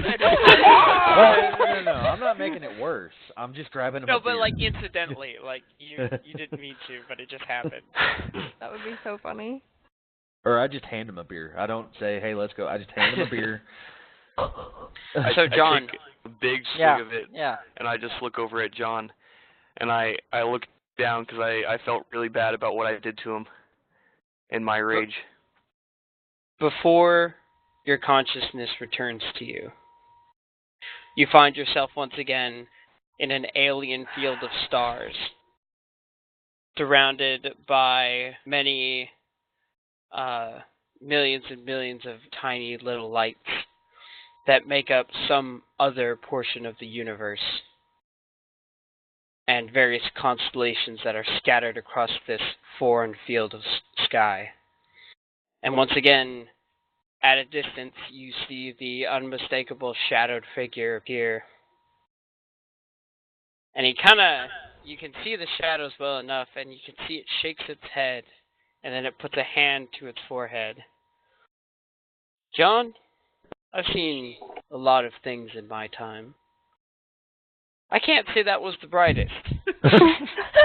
Certainly not the dumbest, though somebody very special holds that one, but I'm Wow. not quite sure what you're trying to do here. You can just say Draku's name. Hey, No, I can't people hear that this. are bound to him. Yeah. Now, John, I hope you understand this is a partnership. I give you the knowledge, and you do well, live, and thrive in this world, and that mutually benefits both of us. Now, as you can imagine, you're a smart boy. If you die because of your own stupidity, that doesn't mutually benefit us, now does it? Plan wasn't to die. And of course, Oh, really? no, the plan Yeah. is never to die. But in You had general, me fooled. now, if you know, after how many years it's been? 8 years of observing me fight, that is exactly how I fight every single time. Sure, Stupidly. it is. But I'm just saying, maybe we want to think about the more longevity of your life in the next one. I get it. It's your style. You like the song and dance and the little showmanship. It's nice. It really is. It's a good touch, but you gotta be able to read these situations a bit better, John. That could have been a lot more messy if that wasn't your friend. Well, in general, I do know that, but I know a way how to remedy the situation. Oh, really? I am dying to hear it. You don't have to. All you have to do is watch. That's what you always what I ever do, do. John. That's what you always ever do. You never give me any guidance. Is this not guidance? More like you take just judge everybody my out, don't action. you? Action. You kind of have always distinction every time we meet of the disappointed father, but we'll get that to another time during my meditations, now won't we? Well, John, I will leave you with this then.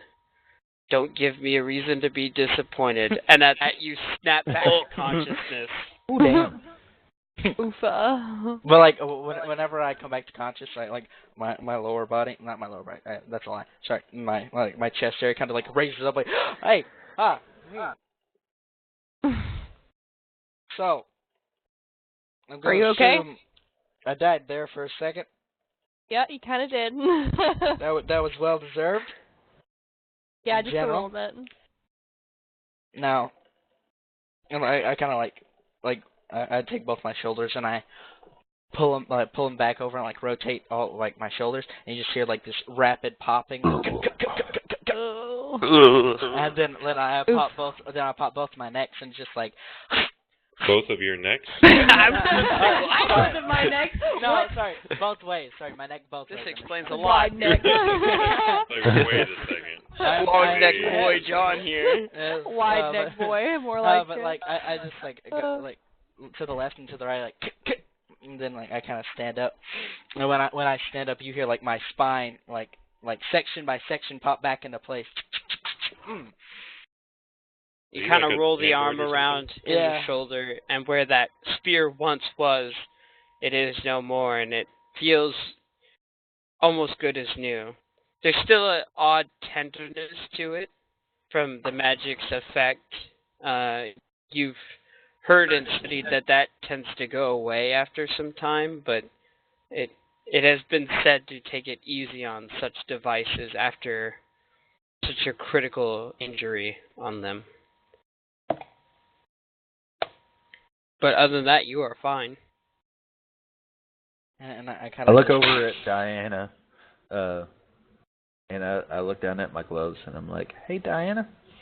I hold up both of my hands with the palms missing. I imagine that conversation would have already happened. Oh yeah, this was 3 days after that. Yeah.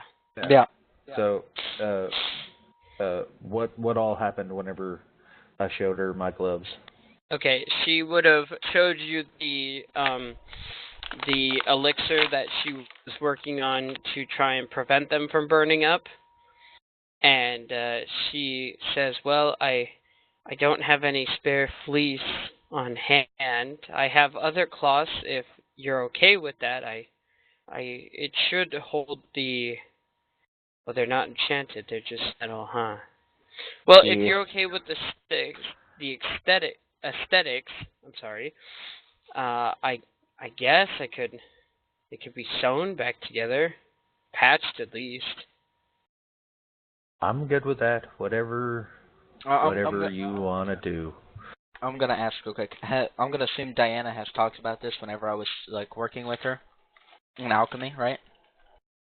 What? About the fireproofing?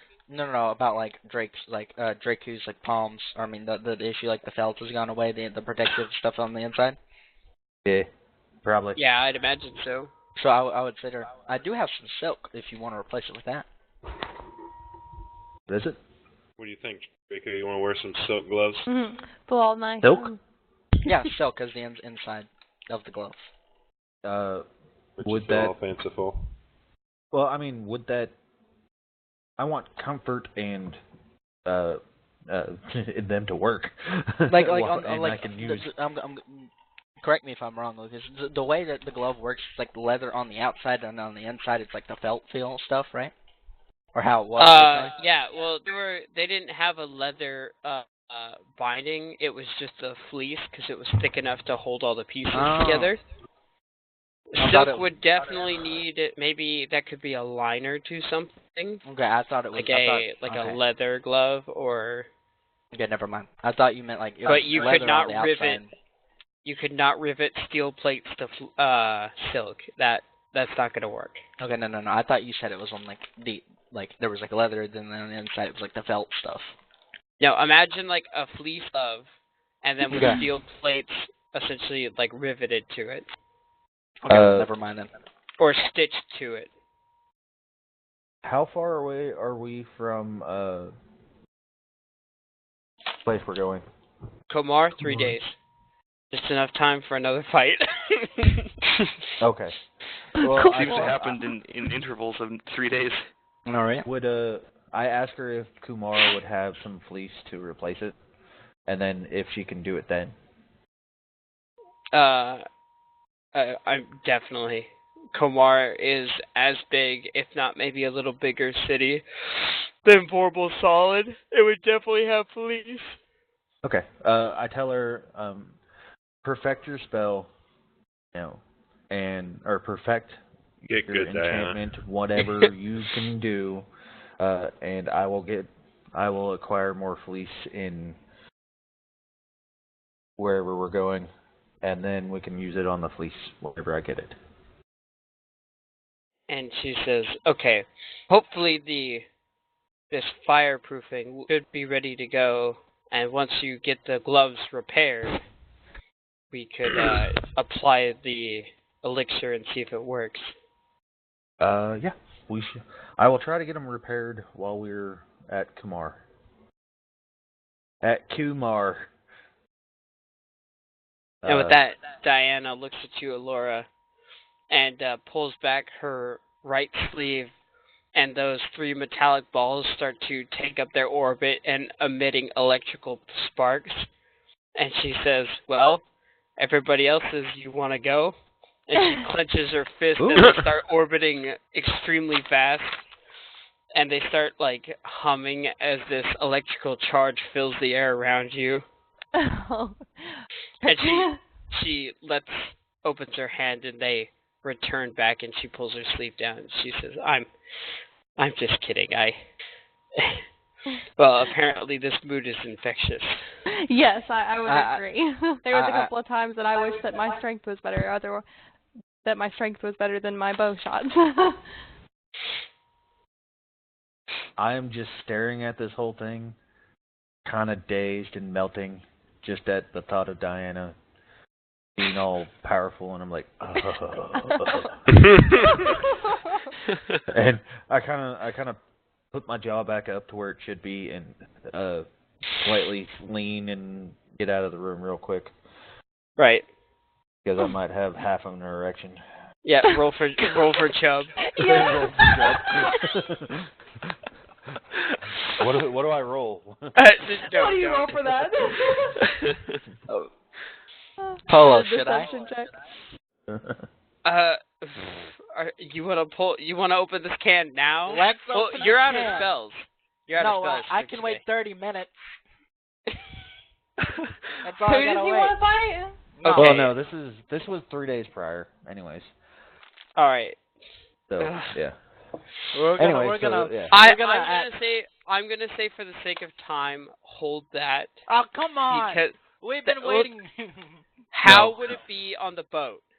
What do you mean? How would it be on the boat? Okay, wait. We're going to be landing in Komar probably next session, and then we'll also we'll have built it up so we can spend more time on whatever this is.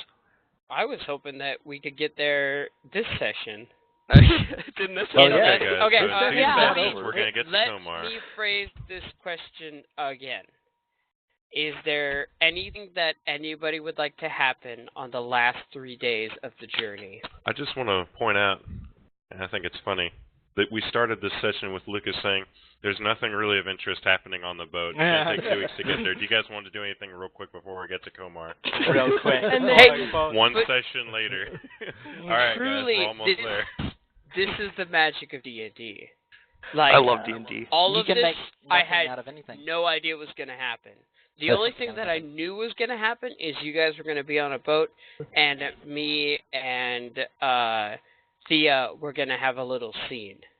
That's all I knew was going to happen Oh. tonight. Also, Yeah. one thing I know for sure I want to do that night. Thea's me, by the way. I want to try, okay, to fix the portion that I destroyed of Rack's ship. And if I know it looks bad, that like it doesn't look like what it's supposed to look like, I'm gonna rip it out, and I'm gonna like then try again. I'm gonna keep trying again. Are until you it, using mending or prestidigitation? Prestidigitation can't do that. It can't do that.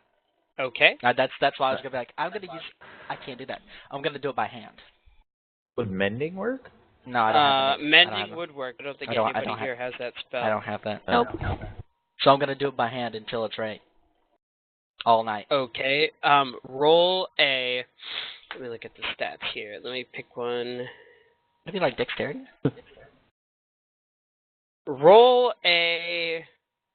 Yeah, roll it just a dexterity check. My pizza. Yeah.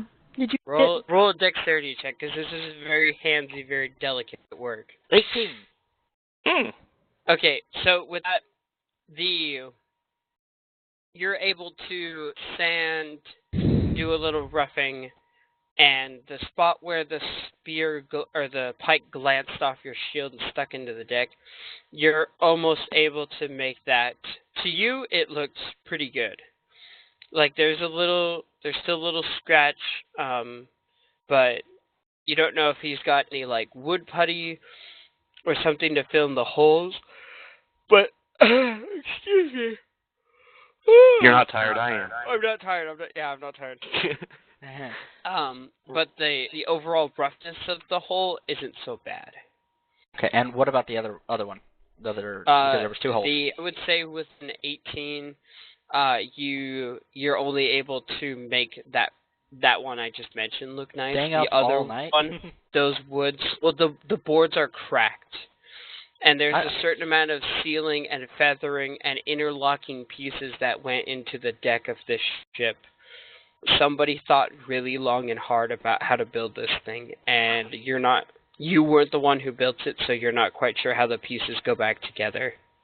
I just Let wanna alone ask, is cutting Rack out a watching section and reinstalling it. Oh yeah, I'm making sure he's not like screwing something up. No, I was just curious if you would even let him try. After he fixed the little pike that the little hole that it made, and I saw the scratches, I just told him, go ahead and keep them. I like them there. It looks good like that. It's not a hole. It's just like a dent in the wood now. Oh. But it's Well, hardly noticeable. All But you can see now is notice just the scratches, right? it. Yes. Okay, good stuff. Yeah. Well, except for the 2 broken deck boards. Those are going to take some more time to fix. But you have the materials and the know-how to do it. Mhm. Hey, you want to fix it? Hey, John. Okay. We had a bit of a thing there. I just like to say I'm sorry for nearly killing you. It's not your fault. It's fine. Well, I was taught to control my anger, but sometimes it still gets to me. No, it's So the problem. I didn't tell you how particularly I fight. The way I do it, most people don't train themselves to be able to control themselves on the battlefield. So in doing so, I take advantage of that. And their recklessness leads usually to their downfall. But you you're really a special do remind me case. of that guy I had in my old ship. He fought underhandedly, but he was a good fighter. But you, my friend, are special because you control your anger even when you are angry.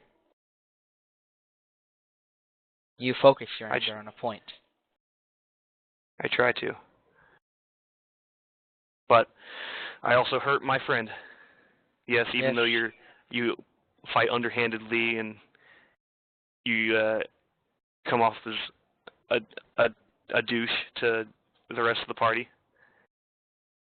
Yeah, I still consider you a friend, I guess. I kind of look away. So, what do you say we both fix that hole you made with your blast together? Sure. I know what to do. I could use a couple set of hands. Oh. Sorry. You want to throw out that you actually kill him, not nearly kill him? Wait, do you want us to roll dexterity, or are you just gonna say for sake of it's gonna be a thing? No. The two of you working together, and with his knowledge of how this thing was built, I won't even make you roll for it. That would be a passive skill check that you would always hit. Mhm. But anyway, so Lucas, not tonight. How, you good? You good? Yes. Goodness. But not tonight. Come on. I have a feeling time. we're going to be on this boat for quite a while after we stop at Kamar. Baby. But, I mean, like, Lucas. What were you saying? No, Yes, I was I'm asking, here. like, the thing that I asked you. Not tonight. I can explain to you how it can work. I'm. He knows he wants to do it. He knows he wants to do it. No, don't get me wrong. I want to see it happen, but I'm gonna say no because I want us to get to Komar so we can do something special. Okay. Okay. I'll reserve myself. With that being said, is there any other scenes anybody wants No. to have? Well, I want. It's okay. Like, no, we're good. Hey, Paul, after this, can I talk to you about a few things too? Yes. I think we have about 20 minutes left. So why don't you save it till then and we'll talk. Yeah, that's what I said after. Alrighty. So. Okay. So, without further ado. Yep. Yes? No? Yeah. Sure. Yes. Yeah, we're good. Let's go. Okay. All right. Good. It's the map. Finally. It is the world map. So, with that, according to your navigational charts, your internal mental mechanisms, and the dwindling supply of food that you have left on board, you guys should make it to Komar about midday. At least that's your theory, Rag. The wind is in your favor, and you can see just ahead, just at the very fringe, sunken under the horizon, you can start to see two land masses. One on the port of the ship and one on the starboard. As you've come to the end of the Vampshi Sea. For the third time, or at least for the second time heading out, and possibly for the last time, depending on where your travels take you in the future. But you sail along, and as stated before, moving at a much comfortable speed compared to the other vessel you were on, you can now start to feel the wind. You've always felt it before, the colder, damp air that blows south from the Vampshi Sea now mixes with something a little different. Hot, dry air from the deserts of the east of the Setagandan Empire. Setagandan Empire. As the winds whip off the desert dunes and travel across the sunken strait and blow across Komar into the Iskandar Sea. This warm, dry air is very comforting as the more northern regions are starting to step into their winter weather patterns. But down here, a little closer towards the equator, the weather is always nice. And when you have wind blowing across the desert, it's guaranteed to be even nicer. The land masses towards the left of the right draw closer as you start to see the dead, desolate I wouldn't say dead, but the desolate, hard-struck land to the east of the great sand dunes and the scrub pines and the various high desert rocky outcroppings, fields of sage and plains. And on the right, the green starts to fade towards a more overall shade of brown, as scrub pines, smaller, raggedy trunked trees with twisting, gnarling strands of bark that have been shown no kindness and no favor by nature, but still remain hard sunken into this ground, fighting against the wind along with fields of sage and other wastelandic plants.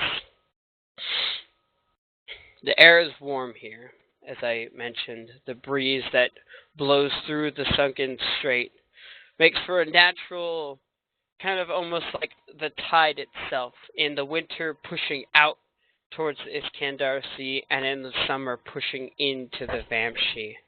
And with the changing of the seasons, it's pushing out. You ride this wind all the way to your destination, as coming in on the close side of Komar, and not on the opposite side of the strait where you originally took, you get a good view at where you're actually wanting to go. The city is massive, and unlike the walled-off various cliffed coastline, there's a bit of a... let me pull up my geography terms. You guys think I'm joking, but I'm so excited. No, I know. It's the little things in life. It truly is. I feel dumb. I had this ready to go, but I can't find it. But it's got a bit of a barriered coast, so there's a bit of a sandbar that separates the rougher waves of the strait for a small lagoon that runs essentially along most of the coastline, but it breaks at where this city is. And you can see the immediate differences in architect, as everything here is a tone shade more brown. Not so many gray stones around here as there are in Vorbalsalm. There are still, but the appearance, everything seems to be a bit more mud-like, if you will. As you pull in towards the harbor, you're still about an hour up. One thing that catches your eye in the city, oh my goodness, I'm so sorry.